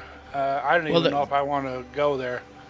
Well, the reason you had a level of confusion there is because you gotta recognize the difference between the gases when they emit light under Exactly. Yes. versus solids. Yes. For solids to emit light, you want to make an emission spectrum occur, and the way to do that, solids are locked up. Their atoms are all locked up in a matrix, and they're all solid. They're not going anywhere, so you're not going to see any light other than reflected sunlight, which doesn't really tell us much. Okay, it does, but not the way we're talking. But if you want to actually see what the colors mean, you can actually burn them in a fire, and that burn color can identify the substance. Exactly. Okay, because now, and that's in fact, that was I've done that experiment with kids when I taught them chemistry. I've actually burned different things. Strontium is gorgeous scarlet red when it burns. It's beautiful. Yes. Okay. Sodium, of course, is yellow. Iron can be yellow. And magnesium is a bright, bright blue. Very, very hot. So I think things, that's an example. So, but the gases, they emit light when they absorb energy from a white dwarf like this one. Okay. And that energy that's absorbed, okay, is emitted when the electrons that have been ionized and sent off the atom come back into the atom. So they momentarily go up, and then they cascade back into the atom, bouncing to different energy levels as they do until they find their home level, the level they want to be at. Predominantly for doubly ionized oxygen, that color is green. And predominantly for hydrogen, that color is red. All right. In fact, in hydrogen, there's a number of atomic states, quantum states within an atom. And you have like n equals 2, n equals 3, n equals 4. And those n levels are the energy levels. And so an atom can bounce, or an electron can bounce down when it leaves the atom. It can bounce in at any level, and many times they do. And that will, as they bounce into a different level, they give off energy, which means, in this case, light. And so they give off different types of light. But the predominant one that happens in these nebulae out in space is a bounce down to n equals 2, the 2 level. And that 2 level is red, like we see here. That red color is from hydrogen alpha, which you and I have talked about extensively, Daryl. Yeah, okay. Well, let me throw this out at you then. For those elements like carbon, iron, whatever, and them being solids, not gases, of course, though I would think, in the environs of a star, they may be so hot they would be gaseous. But we might be more likely to see those as absorption spectra, not as emission spectra. Okay, well, Yes. keep in mind with an absorption spectrum, okay, is when you have a cooler gas in front of a hotter gas. Yes. Okay? The cooler gas absorbs some of the energy from the hotter gas within, and that makes dark lines in your spectrum. All right? When you burn an element, you're not going to see an absorption line. You're going to see an emission line. Yes. You're going to see, it's called a bright line spectrum. You'll see those bright lines. If you look at this nebula, okay, you will see bright lines in the green part of the spectrum and in the red part of the spectrum, okay, and using a spectroscopic analysis. Yeah, and that's sort of what I was getting at, that when we see bright lines in spectra, emission spectra, well, that emission is the very same thing as what we see in the emission colors of the oxygen and the hydrogen here. They're right. the same. They're the same colors, the same lines, right? They are, but you got to keep in mind that these transitions cannot be reproduced on Earth for the oxygen. Okay, that's why the oxygen. This is called a doubly ionized oxygen, or O3. Okay, because O1 is the base state where all the electrons are around the atom. Okay, O2 is singly ionized, where one of the electrons is bounced off the atom. O3 is where 2 electrons get bounced off the atom. But in the case of seeing this green line, this only happens in what's called a rarefied gas, very, very low density. And so we can't reproduce this on Earth. So that's called on Earth, we call this a forbidden line. It can't occur here, cannot occur here, but it can occur out in the depths of an interstellar gas cloud like this. You'd fly through this and wouldn't even know you were flying through it when you got there. Yeah. It's just like a regular wispy cloud, you know, in a jet. Although the wispy clouds are literally hundreds of thousands, if not a million times more dense than these nebulae. And I'm going to try to muddy up the waters some more, Mark. Fair enough. Go for it. When we see auroras, like if you see a red aurora, I gather that comes from oxygen in above Earth. Yes, that's correct. In our atmosphere, you're right. Go ahead. Sorry. It's the same elements, and what would you say is the difference when we see those elements in auroras as opposed to when we see them here in deep space? Like oxygen being red, for instance. They're initiated by very different mechanisms. Okay, when we talk about the mechanism of excitement in our atmosphere, we're talking about high-powered protons and electrons coming from the sun, the solar wind, striking the Earth's atmosphere. Thank you, Chantel, and good to see you, by the way.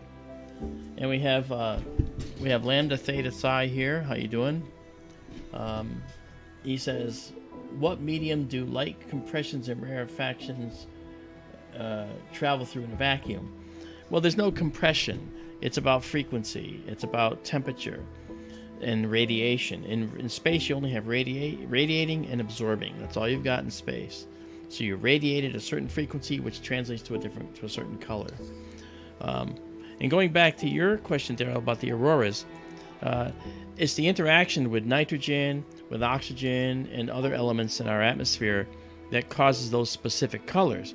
And the transitions are well known and documented, so you can, we could look those up and go through them if you want to understand why oxygen can show these red sprites, for example, that you see in the atmosphere. I'm looking out from this right here, Sky to Life, that's us. By the way, I'm just going to run through a focus session again, just so you know. I noticed that this is not quite, it's a little out of focus, and I don't like it. So you can get those transitions and study them and see why they're certain colors as they are.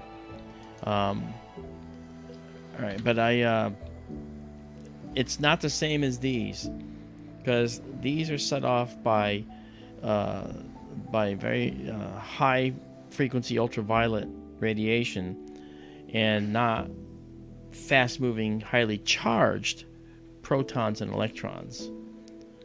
Okay, so that's the difference here. All elements, it's a matter of the transitions that are the ones that are dominant. And in space, a doubly ionized oxygen atom will primarily radiate a green, roughly greenish blue photon when it goes back into the atom. And when it leaves the atom, it's absorbing energy. When it goes back in, it gives up energy.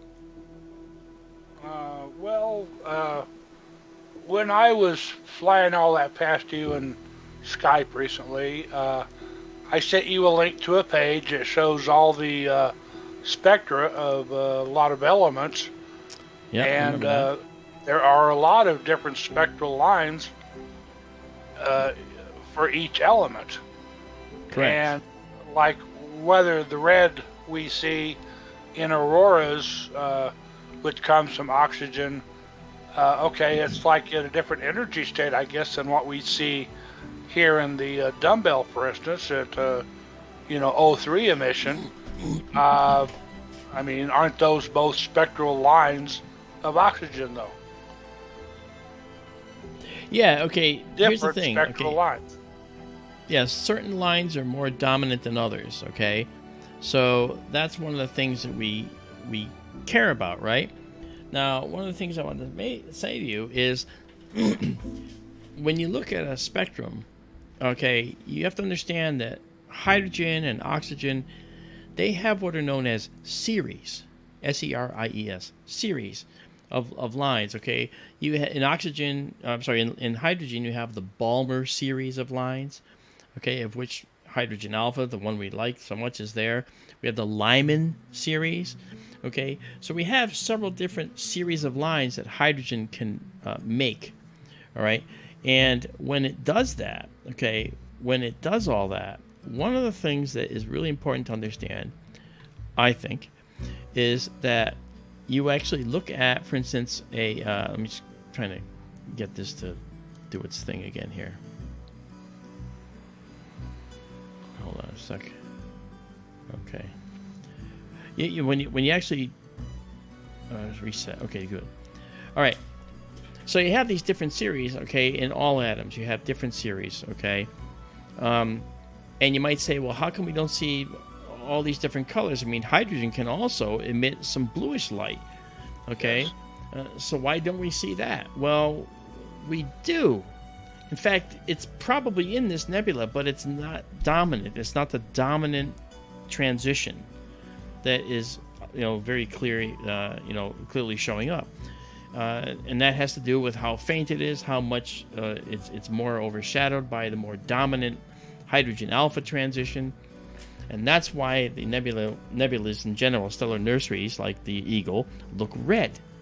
Yes, there's hydrogen beta. Yes, there's other series of hydrogen lines that are showing up there, but they're overshadowed and completely lost because of this whole process that we're talking about.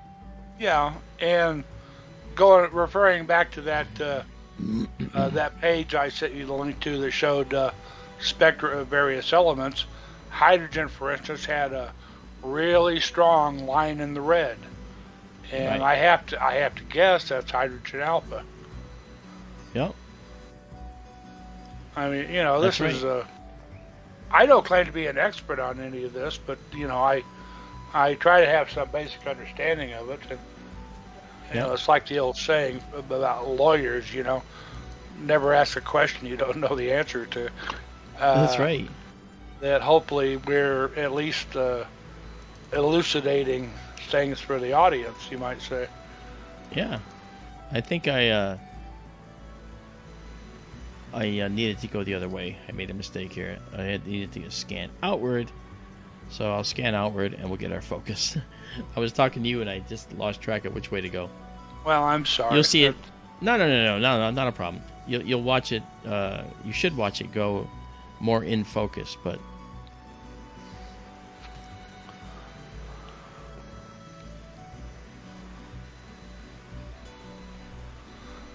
And as far as iron goes, for instance, going by those specters, it looked like most of the colors and the spectral lines in iron were way down in the blue and purple end that we probably wouldn't see anyway. Maybe not. Maybe not. I don't disagree with that. Again, you got to remember that whenever an atom is giving off light, we're simplifying it, right? Say, well, O3 is green. That's not all that's going on when these atoms are going through these transitions. There's tons of transitions and tons of different colors that are potentially releasable by the atom, but we're only seeing the dominant where most of the electrons go to. Yes. And those are from the different electron shells? That's correct. Okay. Yeah. Going back to what Cosmic Ray said that sort of started all this. Okay. And you could say that what we're seeing here are true colors. Or darn close to it, that we're not running false colors here. No. When you see spectra emission from other than visible wavelengths, like the Webb telescope, for instance, or Yeah. at radio frequencies, like with the ALMA array or whatever, Mm-hmm. those are assigned colors. Because Correct.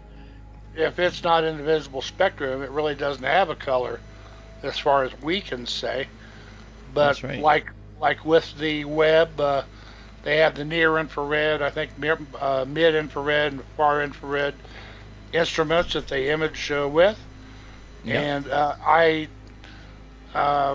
don't know how they're doing it with the web, but I know with the Spitzer Infrared Observatory, well, they sort of came up with red, green, and blue analogs for those different infrared wavelengths. That's right. And back in the days when they, this goes way back when they first started posting false color images, they were ugly. They didn't look real. No. There was radio wavelength stuff, for instance, Yep. and it wasn't attractive at all. But No, by it the wasn't. time, what they're getting to nowadays with Hubble, when it sees on either side of the visible spectrum a little bit, or the Spitzer infrared, and now the Webb infrared, Yeah. that they're making some really beautiful images with it. Mm-hmm. Okay. Now that's focused. This looks much better. Speaking of See, that, Uberku has a question for you. Okay, I was saying I couldn't see these two separate stars before, and these two separate stars. Now I can. Okay. All right, Uberku says, "Hey Mark, I was curious. Does your telescope have the ability to see spectral lines, or could they be adapted?" I actually, right behind me is a spectrometer that I'm going to put on the telescope for Skytour East. Skytour West is a specialty scope. It's going to be used to look at wide fields in the sky. Can it do spectral work? Absolutely. Okay, absolutely. And it did, actually. When it was here, I had a spectral system hooked up to it, in fact. And we did look at spectral lines in stars with the telescope at one point. But, what's interesting is that many people want to see the pretty pictures, and so do I. Okay, you do spectral work when you're actually trying to, reach an end. You're trying to meet an end. You're trying to, find a solution. Trying to find composition of something. It's very, very cool. And Daryl, look at this shell. It looks like it has a real multi-layer appearance to it. Look at that. Uh-huh. Yeah, I'm noticing that. It looks really cool. Let me actually see if we can bring that out. Uberku, if that doesn't answer your question, please feel free to ask again or clarify or whatever, because I don't want to make you go away thinking I'm not answering. Hey, Taryn Marie. I have to ask for what you just said. I mean, yeah, if you put a spectrometer on the telescope, hopefully would we be able to see some of those other non-dominant lines in the spectra of stars Yes, or absolutely. astronomical objects? You can. In fact, I did. I noticed many additional lines. Yes, absolutely. Okay. So, this is to answer Taryn Marie's question. Said, I just got home and settled. What are we looking at? Well, this is the Dumbbell Nebula, Taryn, and it's a beautiful nebula that is known as a planetary nebula, the remnant of a star that has died. The star that has died actually is right there. There it is, right there. That guy right there. That's a little white dwarf. That thing is the size of the Earth, but so hot that you can see it from thousands of light years away. All right? And you can see this detail. This is the outer shell, the outer material of the star right here. This stuff right here. It got sloughed off by the star as it reached its final, nuclear fuel limits. Basically, when it ran out of its proper nuclear fuels, it started to swell and shrink and swell and shrink as it started to use some others temporarily, and then they would go away. Then it would shrink, and it would puff up and it use some more new stuff, maybe burning, carbon into oxygen, oxygen into some nitrogen, and possibly going back and forth in that process. But a star like this probably didn't get past, probably got to carbon, nitrogen, and oxygen at the most, and not beyond that. It's the heavier stars which make all the big bangs in the universe, right? All the huge explosions. But that's pretty cool. But that's what we're looking at, is the planetary nebula, the remnant of a star that has died. You can see these outer shells that it expelled. Interesting thing is, you see this shape right here, that line going through it? That's the equator of the star. At least so we think. Okay, and this equator is an area where the star was spinning. I put it to you and the other astronomical community that what's going on is the star is actually doing this. It's precessing on its axis. So when it's doing that, as it's expelling matter, it's gonna carve out this pattern. It's gonna make this pattern in the sky as it's doing this precession at its equator. You're gonna see stuff coming out like that and forming those limitations like that, those curves. That's exactly what you'll see. And right now, this is right here, this location, that's where the thing is now. All right, and so it's actually, I think it's precessing. I wonder what kind of time scale you'd be talking for that. Well, that's the thing, it's expanding the whole time. So you would expect, if it was precessing, you would expect this expansion to be more, say, out here on one side and less on this side. But it could also be at an odd angle to us where we might not see that. Because this isn't 2D, it's 3D. So, but you're absolutely right. But I think that there's something going on with this star that really is yet to be discovered, to be honest. Yep. Yeah, you can't see it, but I have measured M27 Dumbbell Nebula, planetary nebula on the screen. The screen I shared with you doesn't show all the labeling, but I'm putting the labels up too, Daryl. Renee Cruz says, what? Okay, she's asking a question. I think of somebody else there. Sorry. Uberku says, I would need money for a scope, but I hope to get a piece of land and scope and scan stars for spectral signatures for possible life. You're going to need, if you do that, yeah, you're going to need a telescope with some pretty good resolution, because we can't do that from Earth right now with any telescope we have. We can scan the spectra with the biggest of telescopes, but we really have to be in space to scan the spectra and get an indication of life. I don't mean to take the wind out of your sails, Zuberku, but there's plenty of other things that you could actually contribute to, if you wanted to actually do that kind of work. I know this, okay? For instance, when Betelgeuse goes supernova, we're going to see some really interesting spectra coming from Betelgeuse at that point. Because it's going to be this hot thing expanding into all this cold gas. We're going to see new absorption lines in the spectrum. But we're also going to see emission lines, too. A very, very highly heated... What? I'm sorry. And then some. We'll see emission lines like you wouldn't believe, I bet. I'm sure. Yeah. But I'm talking the bright line spectrum. You were thinking, emission as in, holy cow, look at that thing in the daytime sky. Because you will see it in the daytime sky. Yeah. Okay, we're going to stop here on the dumbbell and say we're done with the dumbbell. That's 19 stacked. I'll let it go to 20. Meanwhile, we got to check my weather. Let's go see what's going on over there. That's the wrong one, sorry. Terra and Marie, maybe, I think they say within 100,000 years, maybe. Something like that, huh?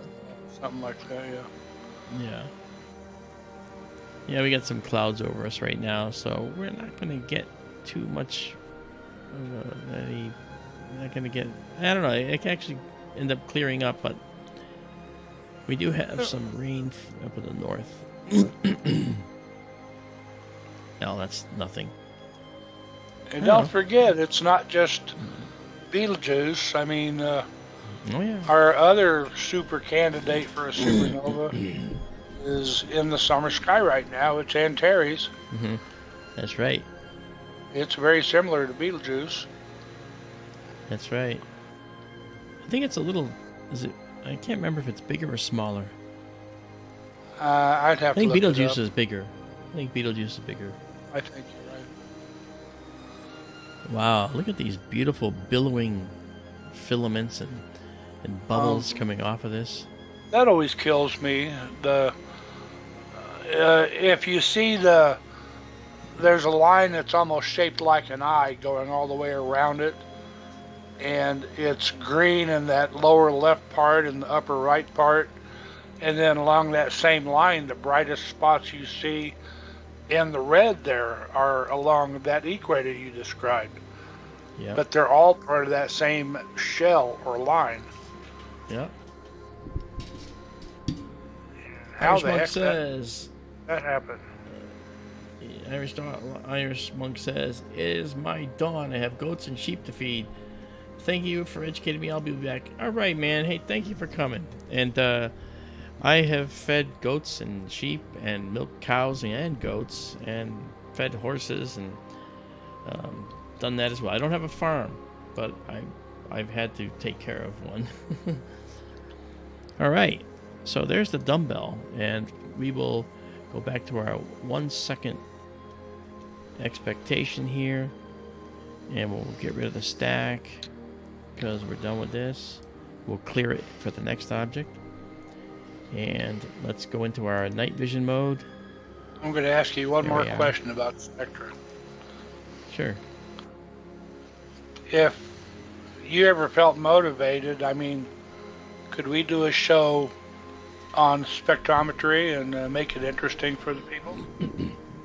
Yeah, actually, I have a beautiful program to do that. It's very visual. It's called RSpec by my friend Tom Field. It's a spectral analysis tool that is literally for the pennies that it costs. It's just fantastic. And what you do is you take spectra using a grating that you put in your telescope, and I have just that thing in my filter wheel that we had, and that will show us the spectra of the stars. And because we have the autofocus feature now, the spectra will be absolutely perfect. So I think that's really cool. All right, let's go back now to this part here.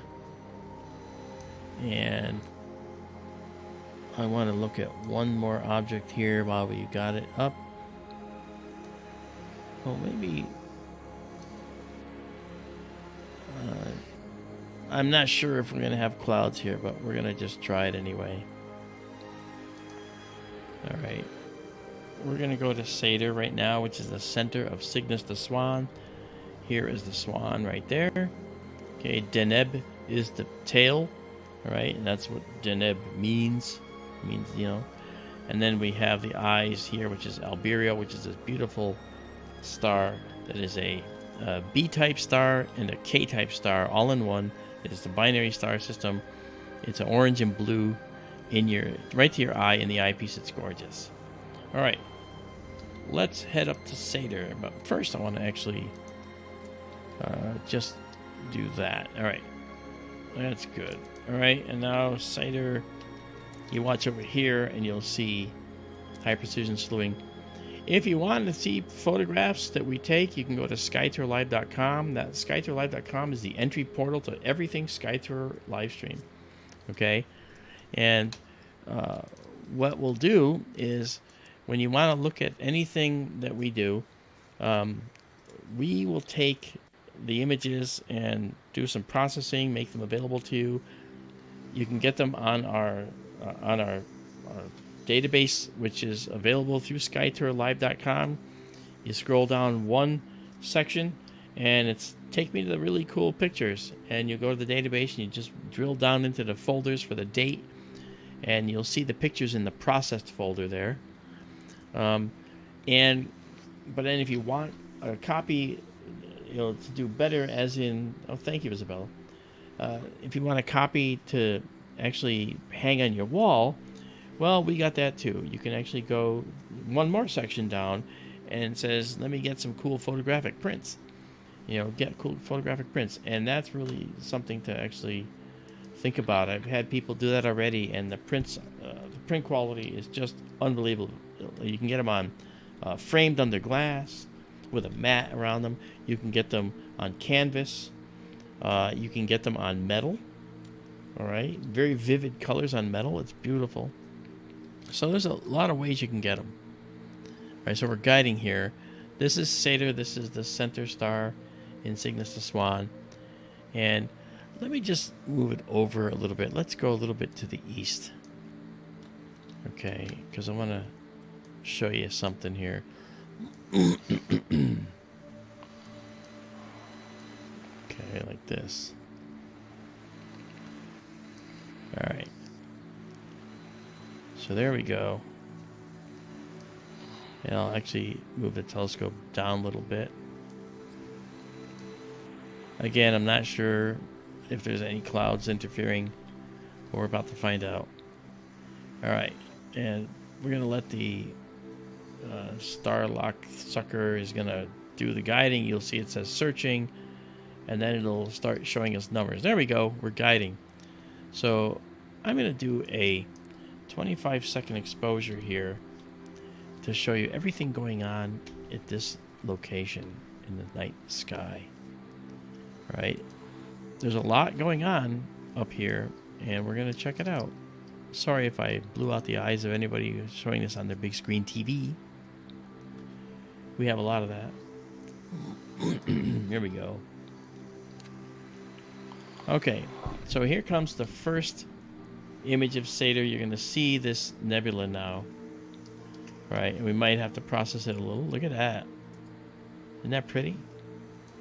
And let's actually do a processing move on it. Make it a little brighter. Let's do this. And now, let's bring it in. Look at all that detail. Gamma Cygni. You got it. This is the Gamma Cygni Nebula. Yeah. Still think it's the dumbbell? Or did you change it? I didn't save it. I didn't save it yet. Oh. So I have to do that. Yeah, I'm doing that now. I noticed it said dumbbell up top a minute ago. Yeah, it did. All right. And so now this is what we call the Gamma Cygni Nebula. And what's interesting is the Gamma Cygni Nebula is an emission nebula. And you might think that it has something to do with this bright star right here. It doesn't.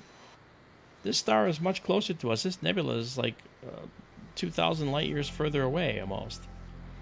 So this star is not illuminating it. The stars that are illuminating it is actually deep inside here somewhere.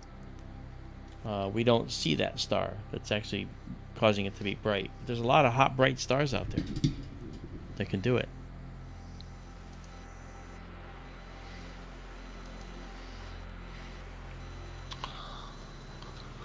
Look at that. I should look up the name Sadr.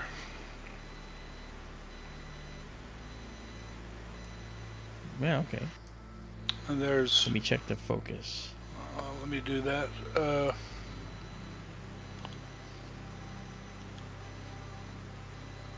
little bit of walking there in the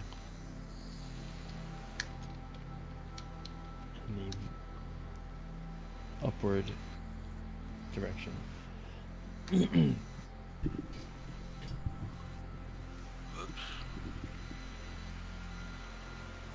Hey, Renee. Renee says, Marc D'Antonio was on the show. The proof is out there on the History Channel.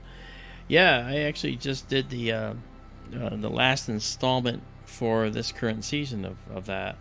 I did another like 10 or 12 stories. So really, really cool. It's a great show. I've done every season so far. And if it continues, I suspect maybe they'll keep having me back. I don't know. But I'm a voice of reason, right? I mean, you guys know I'm a UFO guy. I've studied extraterrestrial life for years and years, and from a scientific background. And so that show recognized that I do that, and they wanted to have someone that had a level head when it comes to this, because you can find so many people that will sit out there and say, no, this is how it is. The aliens are here, and I'm not taking no for an answer. Well, okay, I think they may be here. There seems to be evidence that there is a presence here,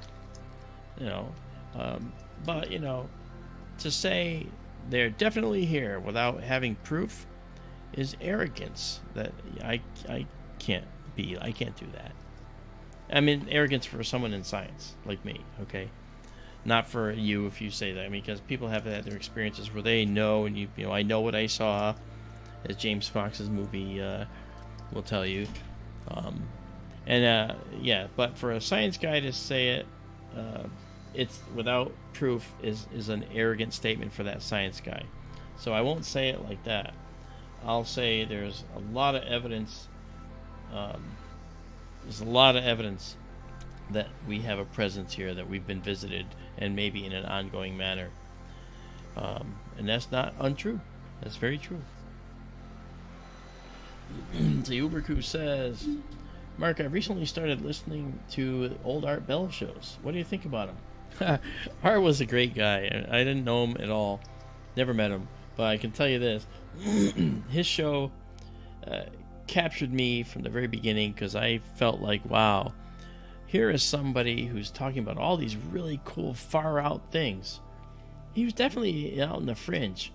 And somebody can make the most outrageous claim, and he'd go, wow, that is so cool, rather than, come on, you pull on my leg, he'd just buy right into it, and now Coast to Coast AM has a bunch of different hosts. I was just on Coast to Coast last month with Connie Willis, and in fact, some of you were here because you heard me on Connie's show on Coast to Coast, actually. And I'm very grateful to that. She was very diligent about making sure people knew where I was coming from. And I did, and I see what you're saying, Fantasy. I did George Norrie's show. They brought me out to Colorado, to Boulder, to go to Gaia Television, and I did Beyond Belief with George Norrie. So that was interesting too. But George Norrie doesn't have the same kind of approach as Art Bell did, so it's not the same. Look at all this detail in here, guys. Look at this. We can actually, we're only at 75% on our sensor, okay? Meaning that if we go, all right, this right here, this is 93. All right, this right here, this is the native resolution of our sensor right now. So look how much more there is out here. We're at the native resolution of our sensor. So you can see, and this, by the way, is also, it's a high resolution. It's high definition, So we actually have a lot of additional data in here,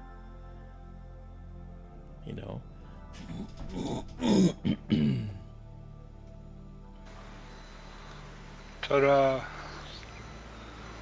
You're back. I is back.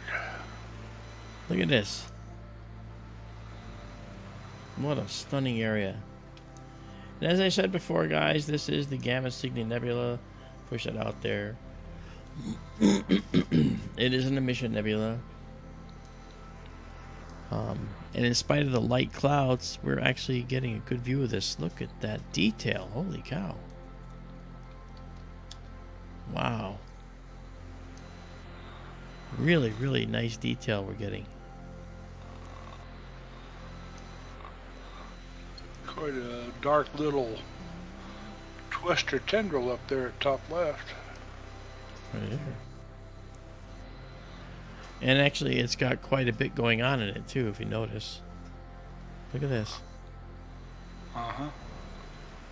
You know, anybody who just comes in now is going to say, what are they doing? Looking at, like, fluid in like, a pitcher? You know? Looks like looking at, like, a mixture of fluids. Look at the difference. Look at this. I don't know that I've ever seen this kind of detail in this nebula. Yeah. Well, the more you look, have. the more you look, the more you see. Yeah, that's for sure. And the music is actually a good song for this one.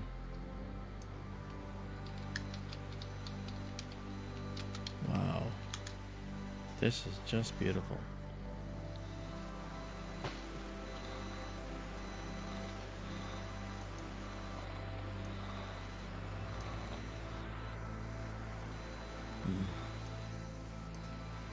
Sadr is a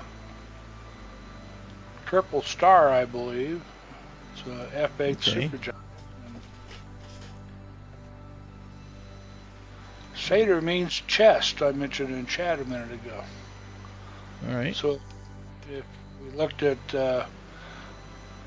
Stellarium again, if Deneb is the tail, Sadr is the middle of the Northern Cross, and it represents the chest of the bird, or the breast, I guess you would say.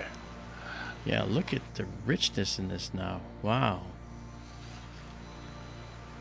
Wow, that's just beautiful.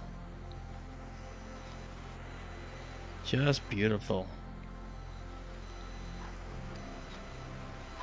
Oof, man.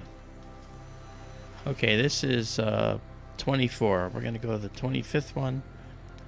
Because that 25 is sort of like a pretty good stack. Because much of the noise is eliminated by then. You know. Fantasy, good night.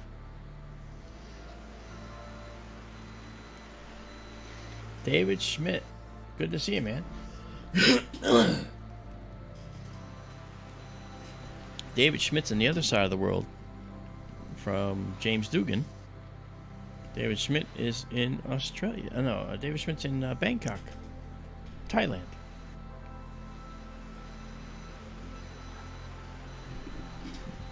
Very cool. All right, so we got this now.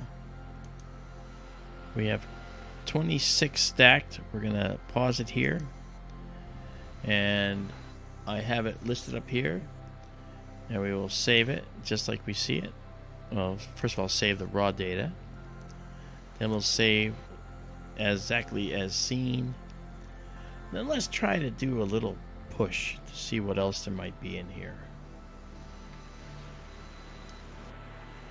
Add some contrast. There we go. Nice, nice, nice. See that dark red area deep in the darkest black over at about 8:30 or 9 o'clock from Sadr? Right here? Or this? That dark red part, a little farther left. That right there. Right here? Okay. Let's zoom in on it. Look at all the tendrils in here, Daryl. Yeah. Look at how detailed it is. It looks like dissolving ink in like water. That's too cool. Just so special. Never seen this kind of detail with this nebula, so we actually broke new ground tonight. Yeah. So I will clear this now, and this is going up to our database as we speak. So it will show up there, and you'll be able to take it down in, well, minutes, and you get this image exactly as you see it because we saved it like that. All right. I want to do one more thing here, and that is I want to come out here and go to the veil. And the reason I want to go to the veil is because I want to fill in some missing data. I don't know if you remember, but I had like a Hubble-esque type image. It looked like Hubble Space Telescope because I had some missing data. But it might not be the best night to do it because we got some clouds coming in. But we'll check it out. Let's go here first. Didn't look like it hurt the I know. Gamma Cygni Nebula. I know. Did all right.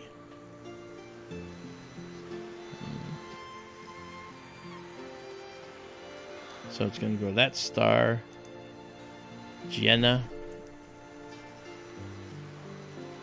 It's going to center Jenna and then move us to the Western Veil, I think.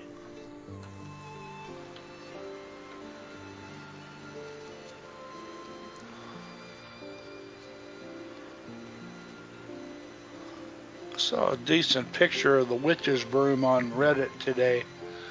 Some guy posted. He was very proud of his work. It was a very nice image. It looked like he used hydrogen alpha and an O3 filter, or there's a combo filter out there I know that does that. It was all red and red and blue, and I have that filter. It's called a Radian. yeah. And I don't have it here. I'm not using it here. Here I'm using the UHCS filter. Well, there is the Western Veil. You can see this beautiful amount of detail here. But what I have to do is I'm going to drop us down a little bit. When you stack Down the lower. image, I think yours looks You're better good. than his does, because his was all, you just saw pure red and pure blue in it, and it kind of looked artificial. You're getting, to what we were saying before, I think more natural looking colors. Yeah, that's true. I'm moving over to capture the other side of the Veil Nebula. Here The it comes. profile, what we call the Yes. Alfred Hitchcock, Yeah. I thought you got that too. I did. But there it is. That's the upper part of it. And I need to, let me just go up a bit here just to get this aligned better. Okay. All right. All right, so what I'm going to do now is let it catch up, and I'm going to do a 30-second shot here. All right, and it's going to be at, we're at 195. I think I was at 250. I could be wrong. We're going to find out. Okay, we're guiding. So, we're off and running. We're actually doing the shot. And let me go in here and I'll clear this previous stack. Oh, it's already been cleared. Okay. All right.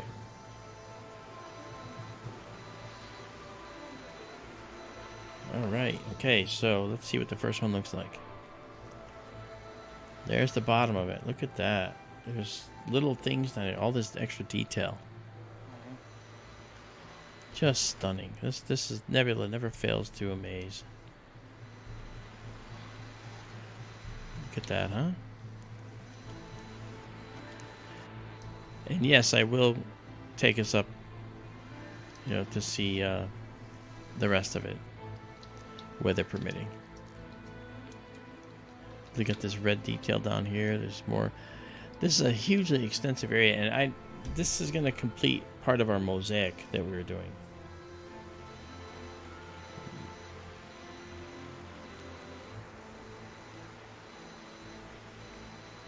Very nice. If you saw my Facebook post, I posted the some of the latest images that we've taken here. Okay, we stack 3.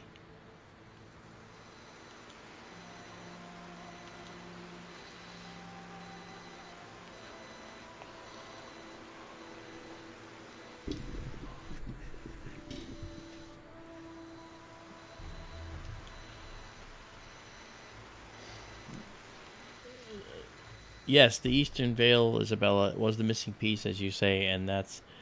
The Eastern Veil wasn't missing, but below it was, and that's what we're doing here. This is the Eastern Veil right here, and it goes up in arcs off the screen.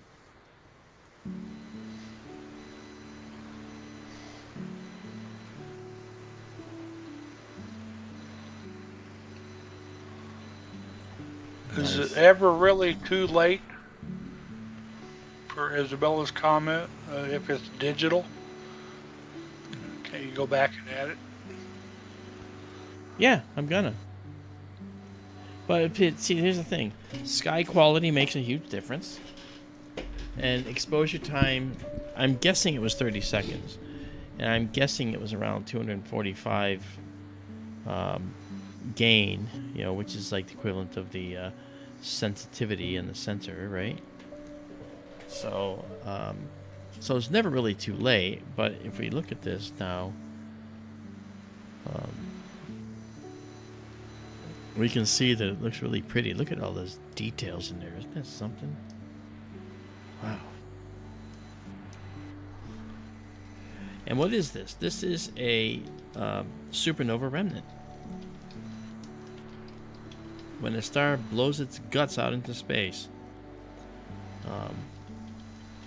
it actually does exactly this. It litters the universe with all this new material to build with. And this is oxygen in here, hydrogen, other elements, and a lot of elements you can't see. And many of these elements are elements that will go into making new stars and new planets someday. And it's really just an amazing location. So what we're looking at is this. Okay.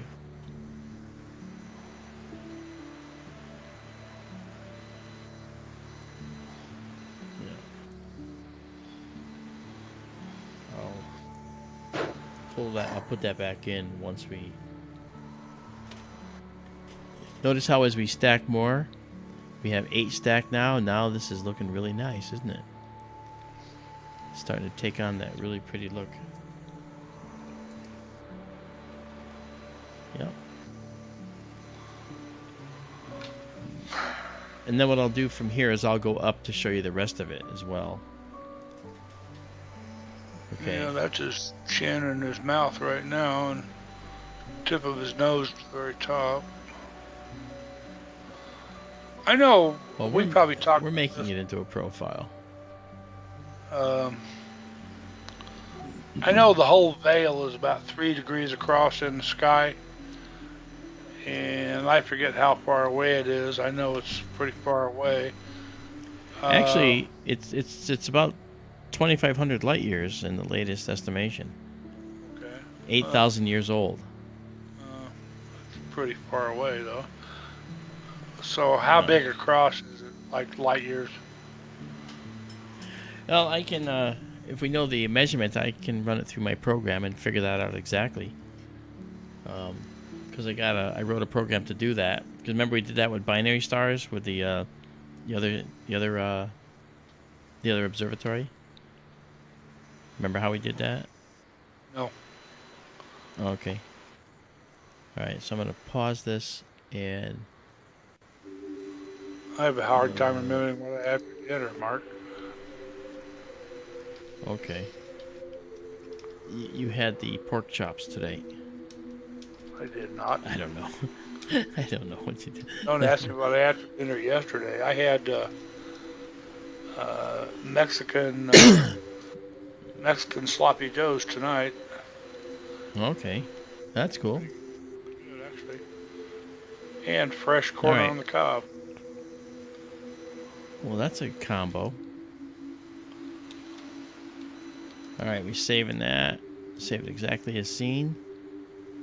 And now the Veil Nebula will be up there. And then we'll do another one of the Veil. But now we're going to move up north and be able to show you the rest of the Veil that you're missing right here, which is the best part, actually.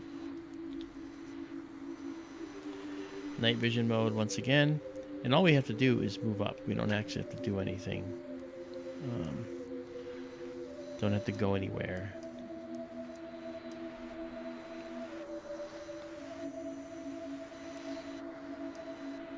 Okay, here we go.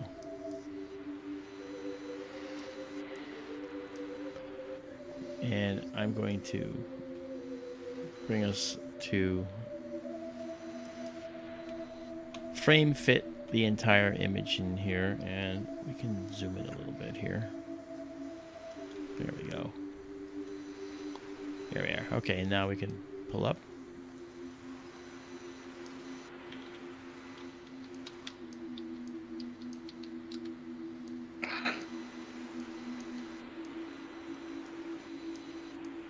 There we are.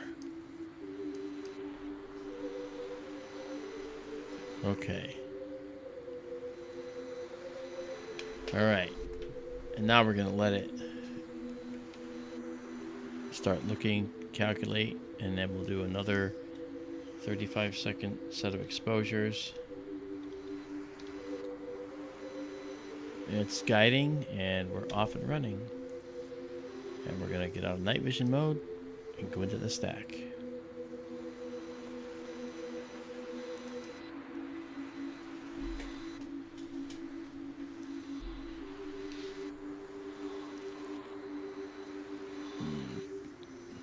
Alright, and we're going to clear this.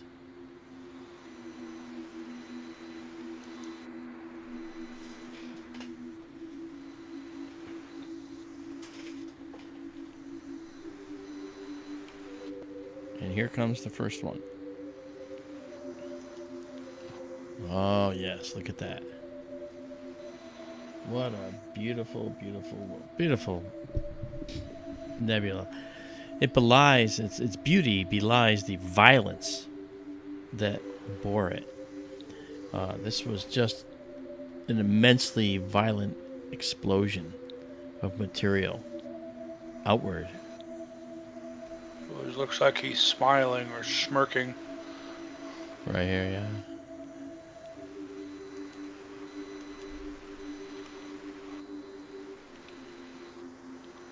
Uberku says that's a great shot. You know what? It's beautiful. You know, it's a gorgeous nebula. So the nebula did all the work. I just happened to be able to take pictures of it. But we can actually add some contrast here. There we go. Look at that.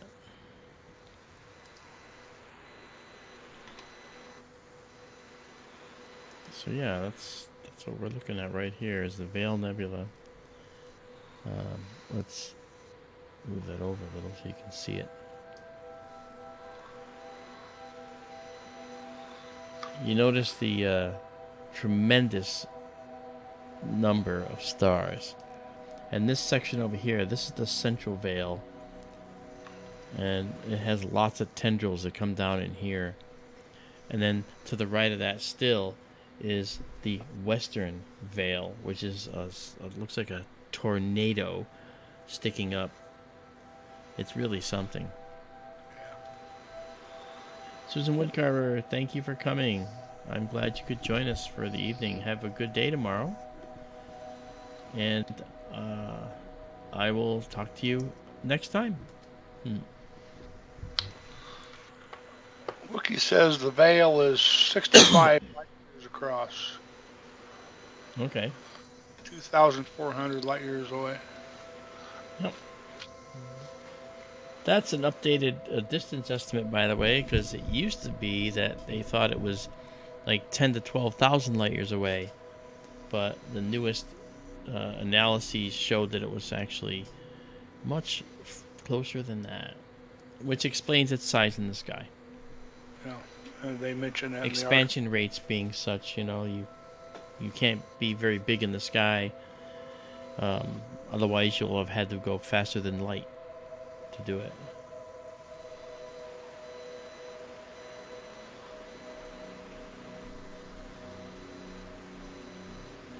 Susan says, it's so gorgeous I can't hardly believe it's real. I know, it does have that look, doesn't it? And before you go, Susan, hopefully you haven't gone yet. Let's take you for a little ride, okay? Okay, so let's go to 100% on our sensor here, which is right about here, okay? Check it out. I'll move this because it's actually distracting, so let's get you out of there for now. But here we go. In fact, let's do one more thing too. Let's actually make it full screen. All right, there we go. Look at that. Almost like crashing waves or something. Right? I almost want to go even closer, even though technically the chip doesn't support it. But it does. I'm willing to bet that this star right here is at the distance of this nebula because it looks as if it's having an effect on the gas around it. Yeah. Look at this beautiful nebula. Yellowish patch just to the right of that star. It looks like it's being lit up. This right here? Closer. Immediately to the right of the star. Oh, you talking about this right here? Yes. Yeah. Look at this beautiful thing right here. Look at that beautiful tendril.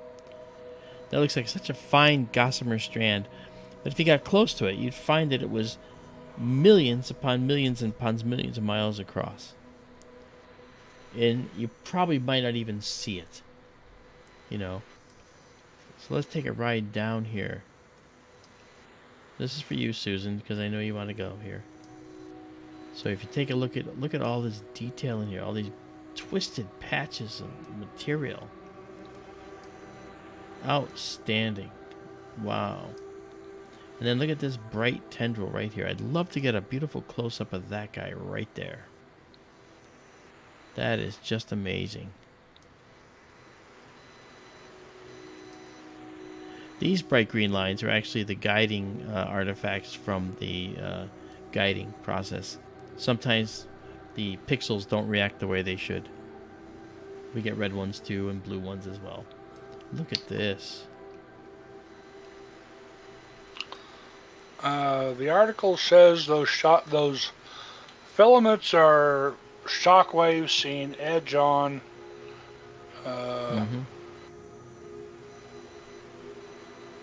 The seeing it edge on gives it the appearance of a filament. They're about 1/50,000th of the radius, or about 4 billion miles thick, roughly the distance from Earth to Pluto. I think I mentioned that last time we looked at this. Yeah. So they're big. Cosmic Ray says the energy for the excitation of those gases is from the nova explosion. In part, there's some residual energy coming from that. But also, what's happening is, as Daryl just mentioned, there's shock waves that were generated, and those shock waves generate their own energy and their own heat, if you will, and those frequencies that are generated of light will also serve to excite the gas to ionizing and to do this process right here. Also keep in mind that as this is moving out into the interstellar medium at high speed, it's colliding with other material that's out there. That's why this is shaped so weird, okay? It has a strange shape because it was a perfect spherical explosion when the star blew up. But then it started to fragment. And it may not have been perfect, but it was for the most part even on all sides. And then it started to fragment as it started to hit things in the interstellar medium. And it began to separate. And some parts got held back. Some parts are racing forward unimpeded. And some parts are being impeded by the dust and gas. And as they strike that, they heat up tremendously to very high pressure, very high temperatures. And they create a shock wave as they do, and that shock wave transmits through the interstellar medium. You have to keep in mind that what we're talking about here when they say, well, shock waves spark star formation, what's really going on is you have this very delicate balance out in the interstellar medium, and over time, what you might find is that a shock wave can come passing through. When a shock wave comes passing through from a supernova explosion like this, it'll strike a dark cloud of gas and dust, as this has done. And that will be just enough of an impulsive force to cause that dark dust to start to coalesce and to gravitationally condense. And from that, you will get stars born, and possibly even planets down the line. Is this moving, Susan? Susan asked, is it moving, or is it still and will always look like this? No. In 100,000 years, you might detect a slight difference. In 1,000,000 years, it won't look like this. In 2,000,000 years, it might look very, very different. In 1,000,000,000 years, it might be gone. Okay? Because as it expands, it's going to lose some energy, and with all the collisions, they're going to slow it down, and then it'll start to cool. When it cools, it won't be at this ionizing energy anymore. Currently, you might say, well, where's the source of this thing? It's at the center of where all this happened. And what's there, we haven't been able to find anything but an X-ray source, which is what we see with supernovae sometimes, is an X-ray source. And in this case, we only see, this X-ray source known as Cygnus X5. You've heard of Cygnus X1. Well, this is Cygnus X5. But there we go. And now we're going to do the other side. So we have stacked 17 of these. We'll go to 18. Let it go to 18. And then we will go to the other side and do Daryl's tornado. Hey. Susan, to expand on that a little bit, supernova remnants, I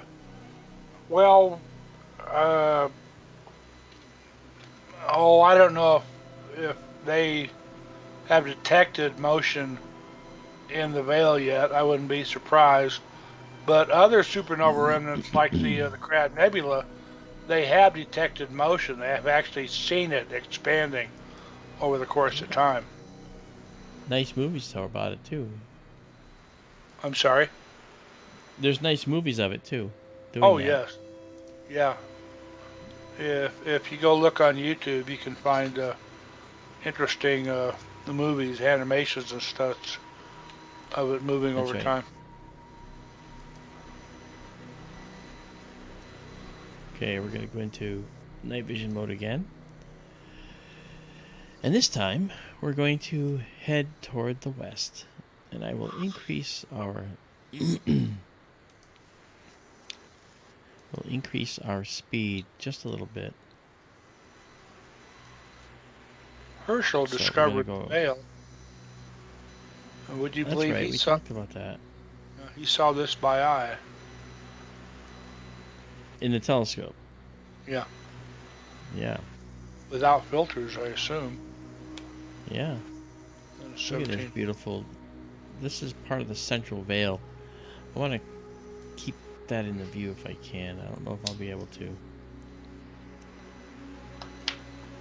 Because that's what we're looking for right there. So we got that. Alright, so let's just pull this down. This is so extensive that I would literally have to take this picture and then one way above and then one way below.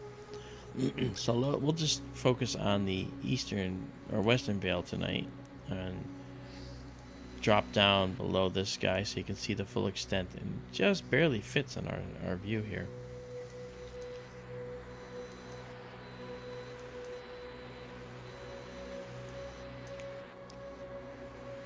Okay, and we're going to just go north a little bit, another eastward jog, and then go back to our slower motion. Here we go. And now let's zoom in and see how we're looking.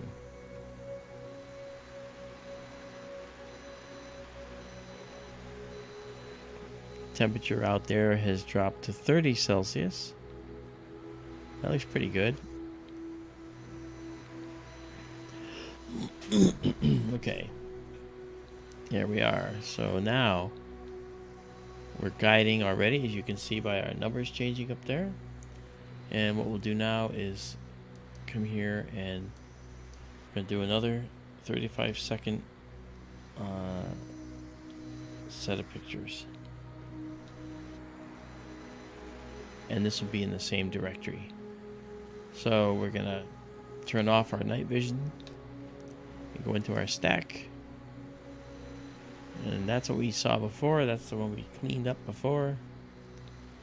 Look at that. Beautiful. And by clearing it, I don't delete it. It's already been loaded up to the database. The database you can find by going to skythrlive.com, right up there. And once you go to skythrlive.com, you will be able to scroll down, and the very next section down below the main page, the main top frame, is the link to take you to the database. Oh, look at that. Wow. Just beautiful. And you see more of the central veil over here. But this is actually the western veil. Look at the detail in this spindle. This is 52 Cygni. This is a star that isn't actually even near this at all. It's way up here in the foreground, and this thing is way out here, far away. Actually, like 2,500 light years away compared to the star.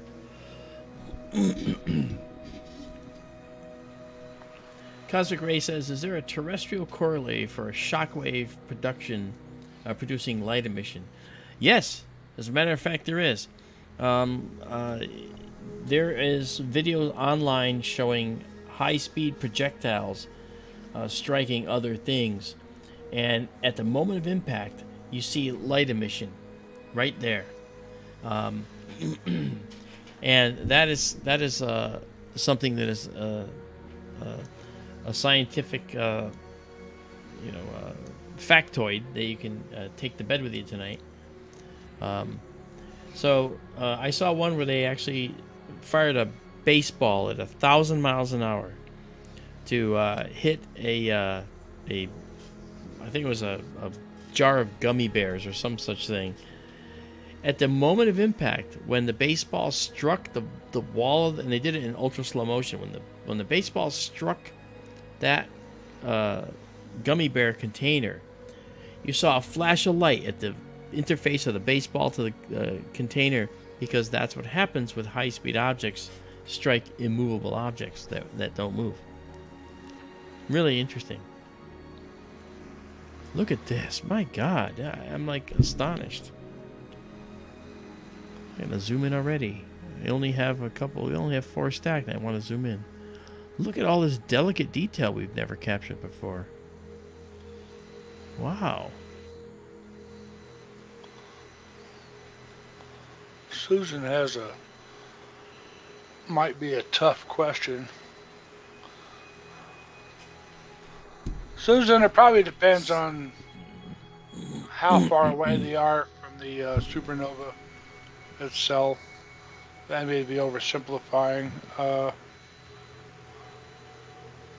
As far as those shock fronts hitting planets,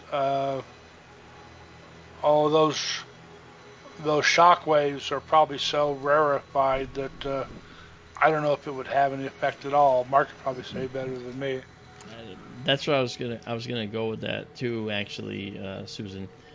And so for the rest of you, Susan Woodcarver's message, because some of you are just watching, not even looking at the chat.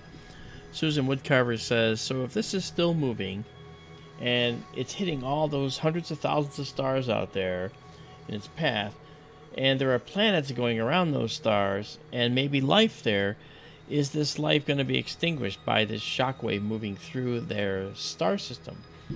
That would depend on the density of the gas, as Daryl was alluding to. This gas looks like it's dense. It's definitely hot, okay? But hot things in a low density medium don't do the same thing to you that hot things do in a high density medium. So it's possible that this could pass through a system and you'd never even knew it came through. But from a distance, you can see this ionized gas. Now, it's also possible that I'm full of crap and that maybe as it passed through a system, it would vaporize the atmosphere of a planet. I don't know. It depends on the density, and it also depends on how long the atmosphere is exposed to it.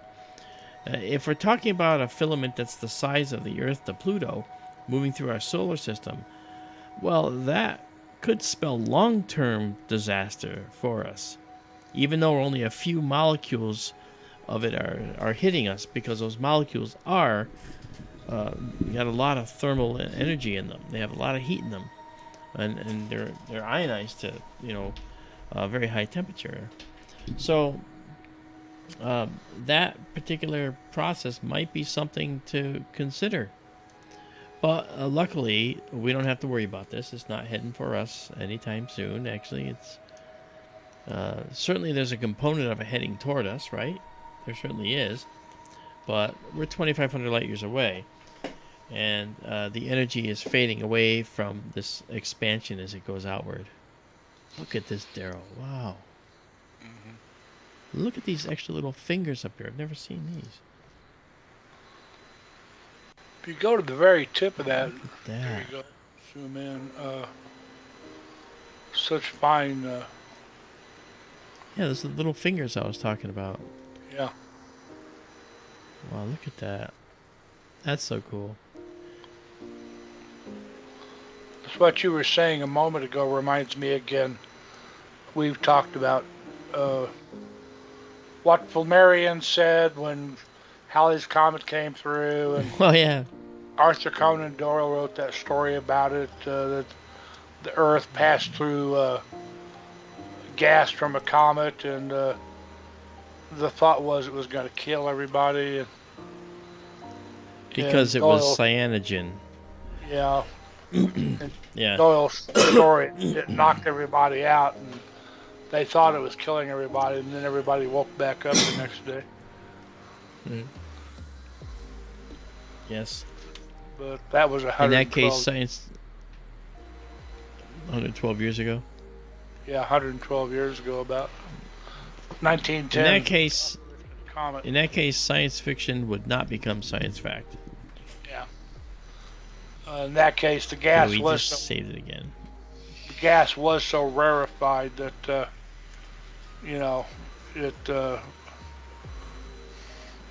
we might have passed through it, but it had zero effect. Right. Long-term exposure to it, though, could heat up.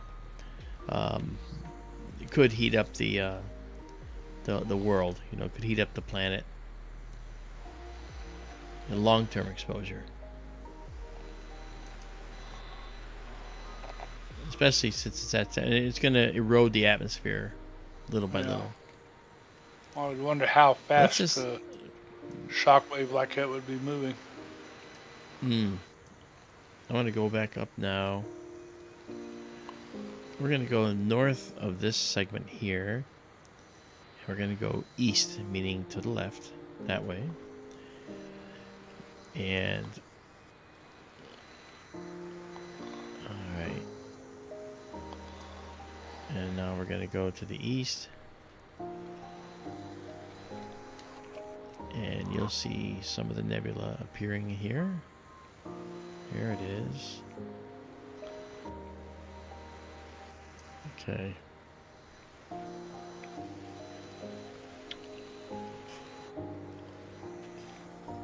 I'm going to call it here in a little bit. Okay.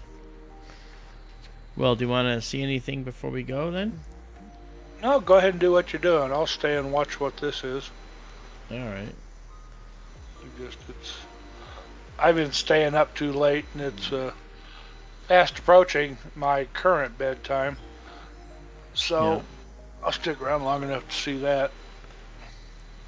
Okay. I want to just get this area here. There's the very tip of that area of the western veil. And what I want to do is head a little more east.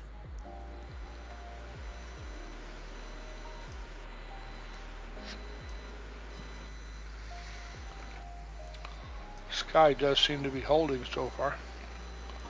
I'm very, very cautiously optimistic.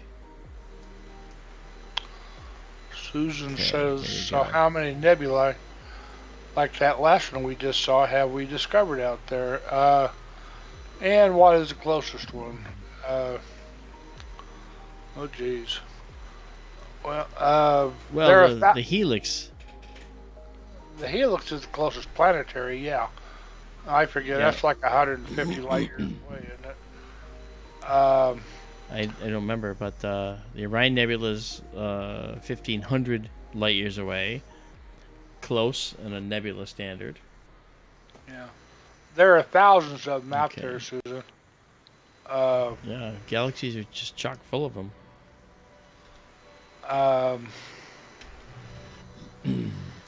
As for what's the closest one, I saw something fairly recently about nebulosity or gas clouds in our stellar neighborhood, and it wasn't like it was bright nebula we could see, but they determined that there is a sort of a local gas cloud that we're on the edge of, Yeah. right in our neighborhood. There you go. I don't remember seeing this. Look at that. No, this is the central veil, the northern part of the central veil. This here is the tip of that western veil or eastern veil that we saw before, and this is the tip of that this is the tip of the western veil. This is the central part. Oh, so that's And- that's Pickering's triangle right there then? Right here. Yeah, we talked about, yeah. Yep. Okay. Yeah. So you can see there's a lot going on in here. So this is really quite a disheveled area of interstellar space. All this gas. Can you imagine if you're on a planet, as you were saying, I think, Susan, right?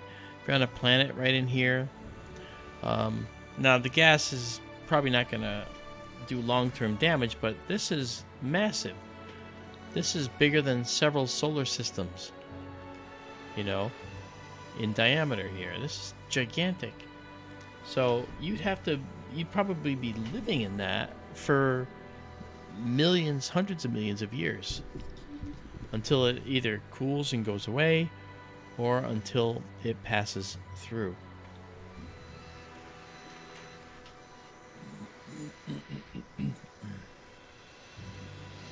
Wow.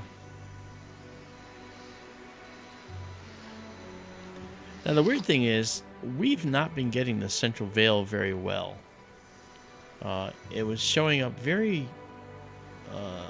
underwhelmingly in the past, but now it's just showing up like you can't believe. It's just beautiful. This will give me the top part of the western veil, or the central veil. Nice, guys. Nice, nice, nice. Let's see if we can do some processing here to help this out.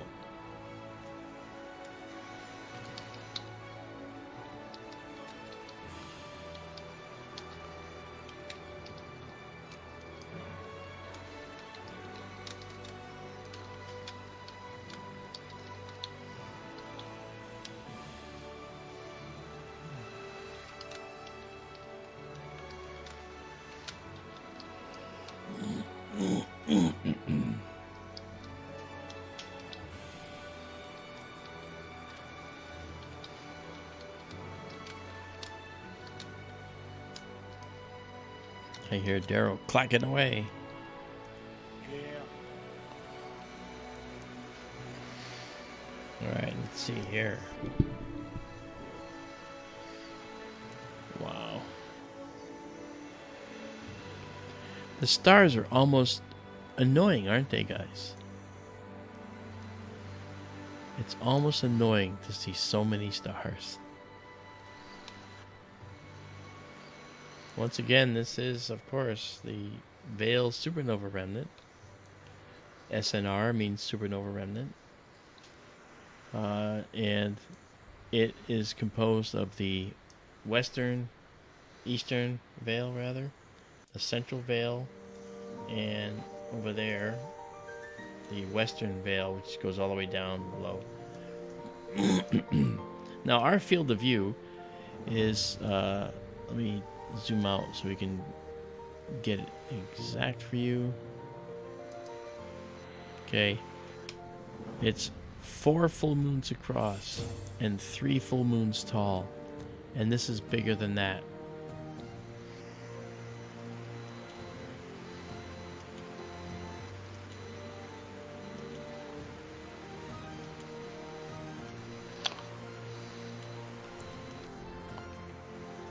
Actually, Cosmic Ray, that's an interesting thing you say.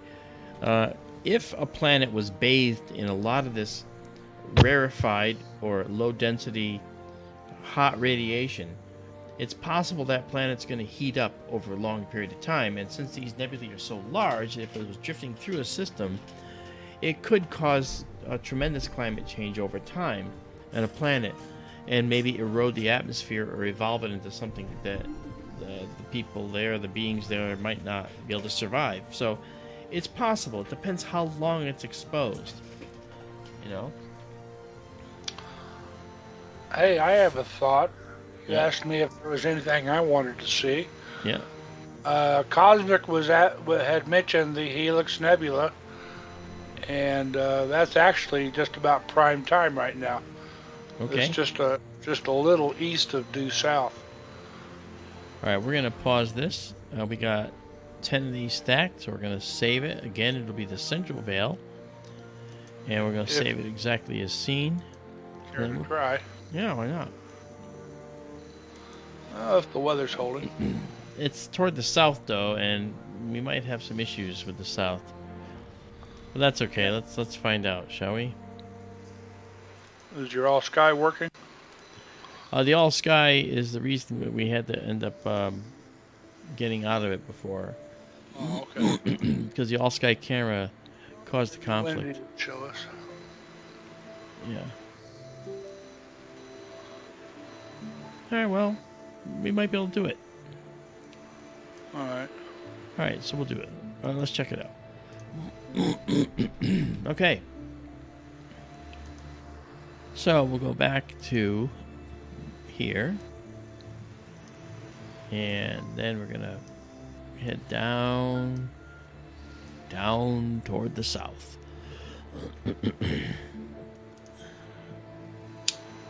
That's the blue racquetball. I'll have to look for it.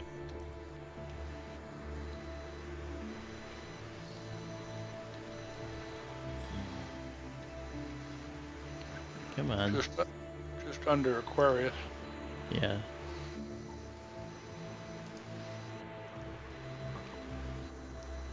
There we go. And what's this actually is almost prime time. This should be visible to us. Let's give it a go, shall we? See Fomalhaut there down under it to the left. Right there. I've been catching Fomalhaut's. It's a harbinger of autumn, and Fomalhaut is well up late in the evenings now. Yeah. Getting to be that time of year. Yes, sirree. Night vision mode engaged. So let's go back and tell this telescope to move, and you'll watch the telescope over my head. You'll actually see it moving. This will be a pretty dramatic move. All right, so here we go. Here we are. And there you go. You see it moving out there.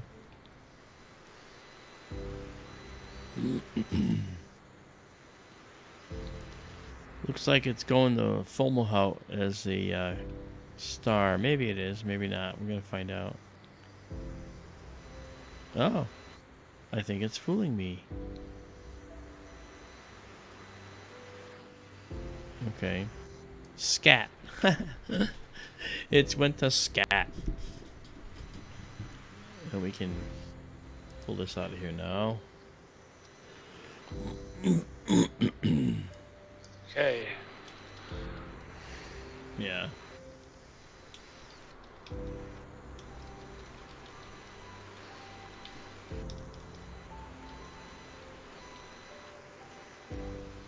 Here it is.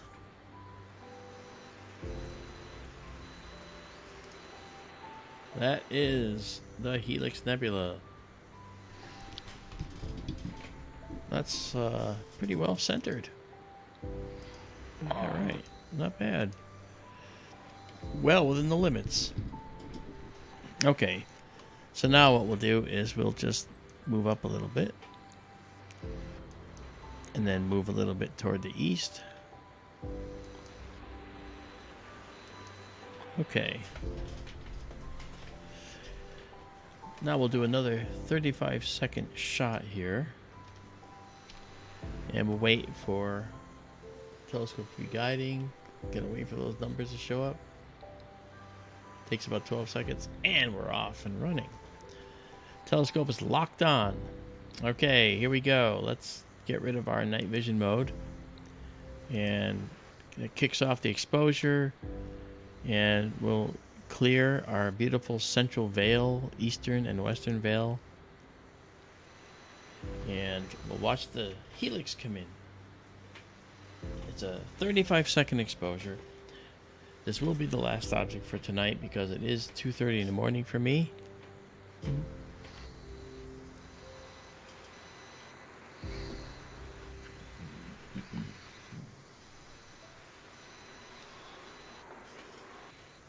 I could try to stay up later. Oh, very nice.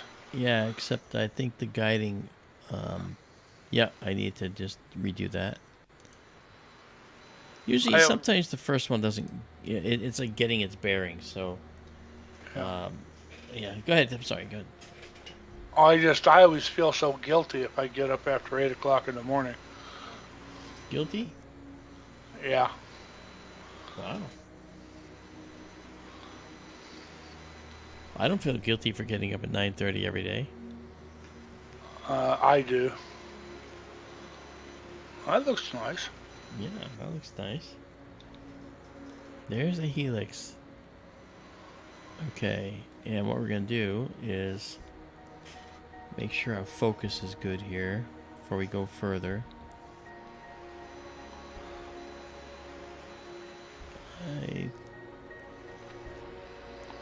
I think we could stand to do another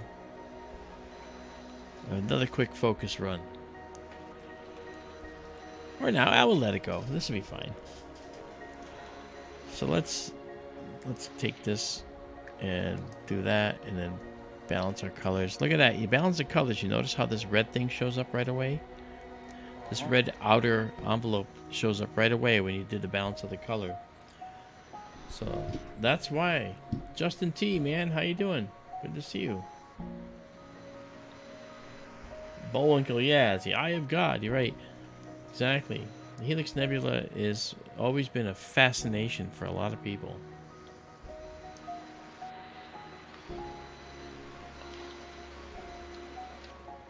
Of course, Jessica.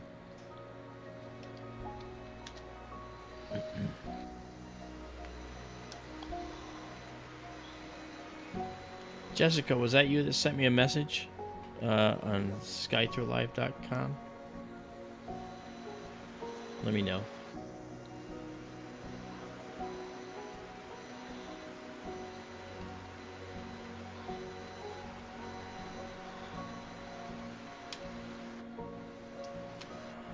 Uberku, that's very true.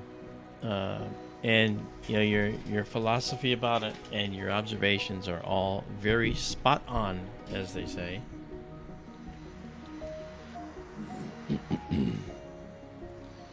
Let's pull that out for a minute. Just let this ride here. In fact, let's take it and pull it in here.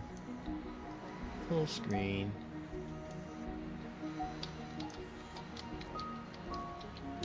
Nice.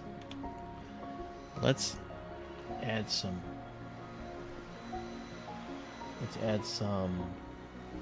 contrast. Little contrast coming up.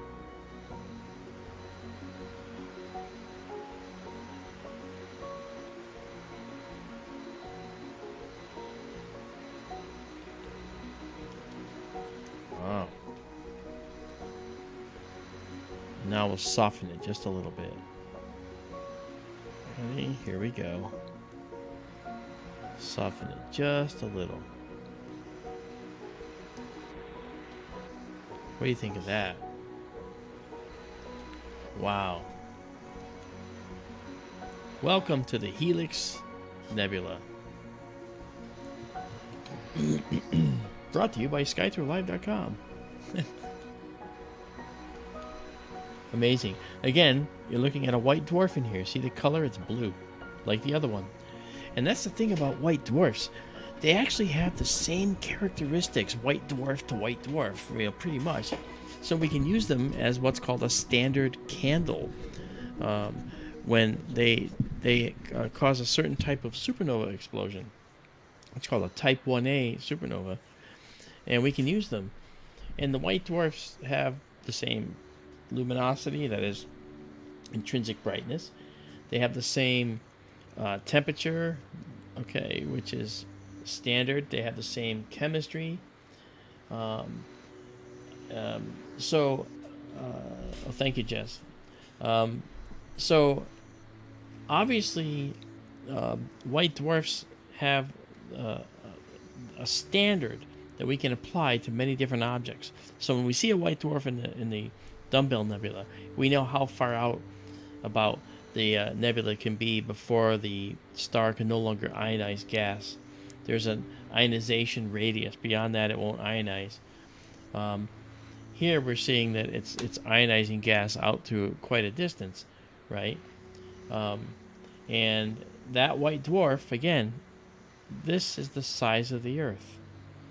But every star you see is effectively a point light. It's a point. If you can make the tiniest point you could see, but very, very bright, that's what stars really look like. You know? Wow. This is really nice, Daryl. It is. Let's pull this out in case that we can see some stuff down below. There's a very faint loop around here. I want to try and see if we can pull it out. So let's go over here. And I'm going to do what's called push. I'm going to push the data.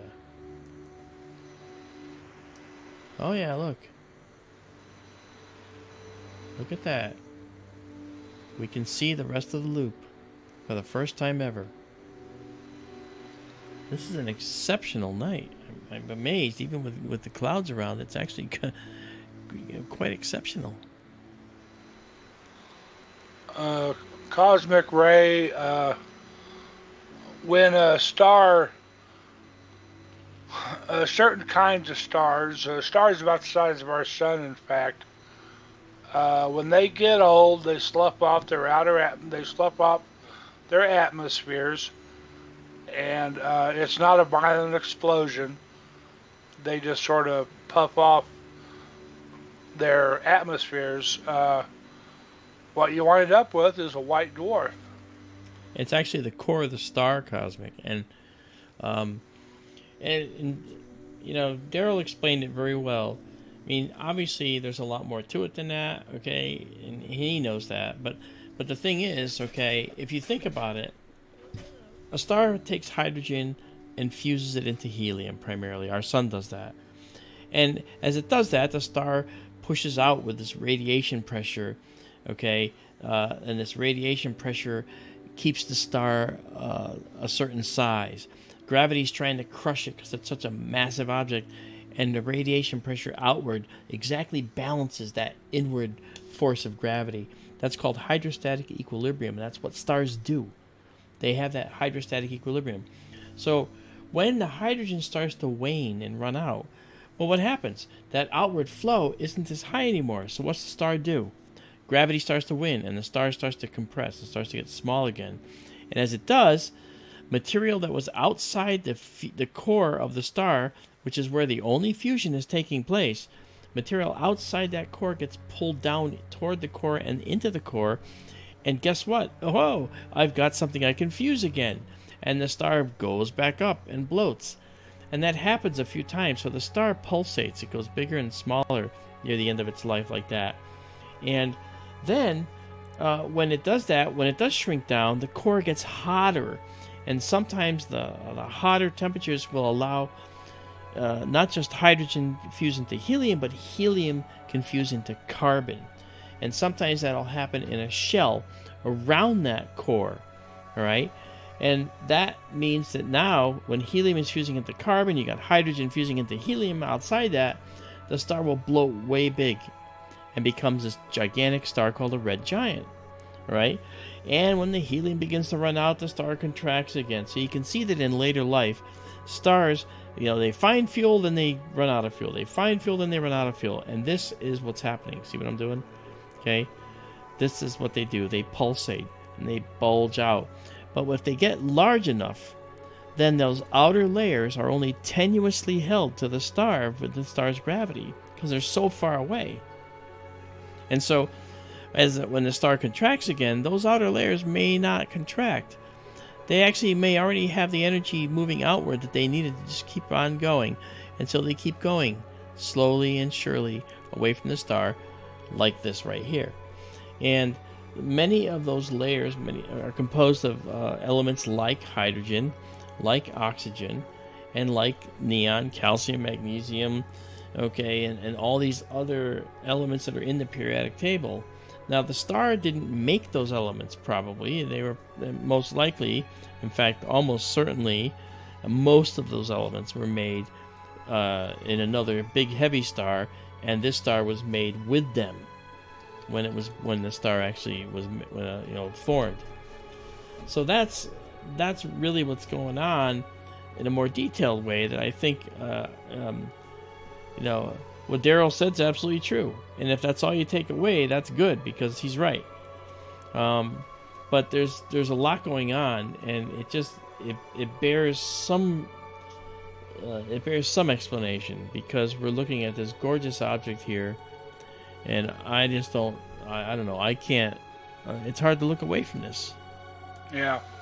Well, if you remember when we looked at the dumbbell earlier, it was a planetary nebula also. It went through a similar process as this star did in the middle of the helix. And unsurprisingly, in a general way, they look similar. In detail, they're different. You know, the dumbbell looks like the dumbbell and the helix looks like a helix. But I think you can look at both and you can see what's similar about them.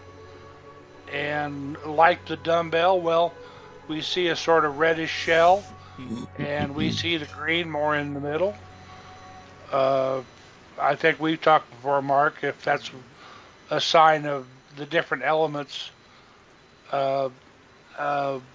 undergoing fusion at different stages of the end stage of the star. But we see the green, we see the red. Sometimes we see the mix-up. And some planetaries, I read some about this just recently somewhere, that some of them they're on their way. The star is on its way to becoming a white dwarf, but it hasn't reached that end stage yet. Yeah, I mean, Generally they are, but some of them are still, on their way to becoming white dwarfs. this puffing off of the outer layers is something that happens with all stars in the end stage of their lives when they're about the mass of the sun.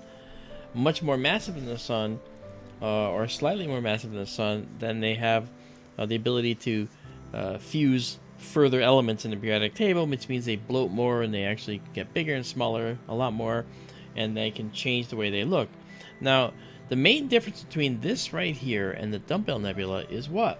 The Dumbbell looked like an hourglass, primarily, right? I mean, it had a round, faint outer shell. This looks like it's kind of roundish, right? It has a little elongation here, which I would guess is probably a polar vortex thing, and then this is the actual equatorial belt, but I'm not sure in this case. But the fact is, stars that have a specific shape where more of it is concentrated at one end than the other, like the Dumbbell, those are called bipolar nebulas. And I don't think this is a bipolar nebula. The Ring Nebula, for instance, is not a bipolar nebula. This is possibly bipolar based on these nodes sticking off here. I'm not sure. The Dumbbell definitely is a bipolar nebula. And Ray, per your question, is the central star exciting the gas around it? Yes. And as Marc described those white dwarfs in the middle of planetary nebulas earlier, he described them as standard candles because they tend to be stars of a certain class or size. The planetary nebulas tend to be of a certain size, which is basically how far out the radiation from the star is still powerful enough to excite the emission of the gas. That's right. Okay, we did 24, and I've got it labeled up there, and we're going to save it, and then we'll save it exactly as seen, and then we are done. I have to get some sleep tonight. So these will be up on the server in seconds, so you'll see this beautiful nebula up there. And let's bring back the telescope so I can see the telescope now. Alright. Wonderful. Well, folks, you've done it again. You've wasted another couple of hours, several hours, with us. And I have a feeling that it's only the beginning, because as we start to end monsoon season in Arizona, we will be able to spend more time. All right, and let's just take a look at it with our night vision system. Okay, that's beautiful. That's a 35 seconds, just a standard image, 35 seconds. Remember when that's what the photographs looked like, Daryl? Yeah. That was about all we could do, Okay. Guys, thank you. And we will see you again.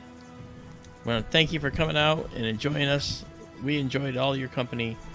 So we'll see you again the next clear night, which could be as soon as tomorrow. Shh. Good night, everybody. Thanks for coming. Good night, everybody. Izabela, Bonnie, everyone, good night. Good night, folks.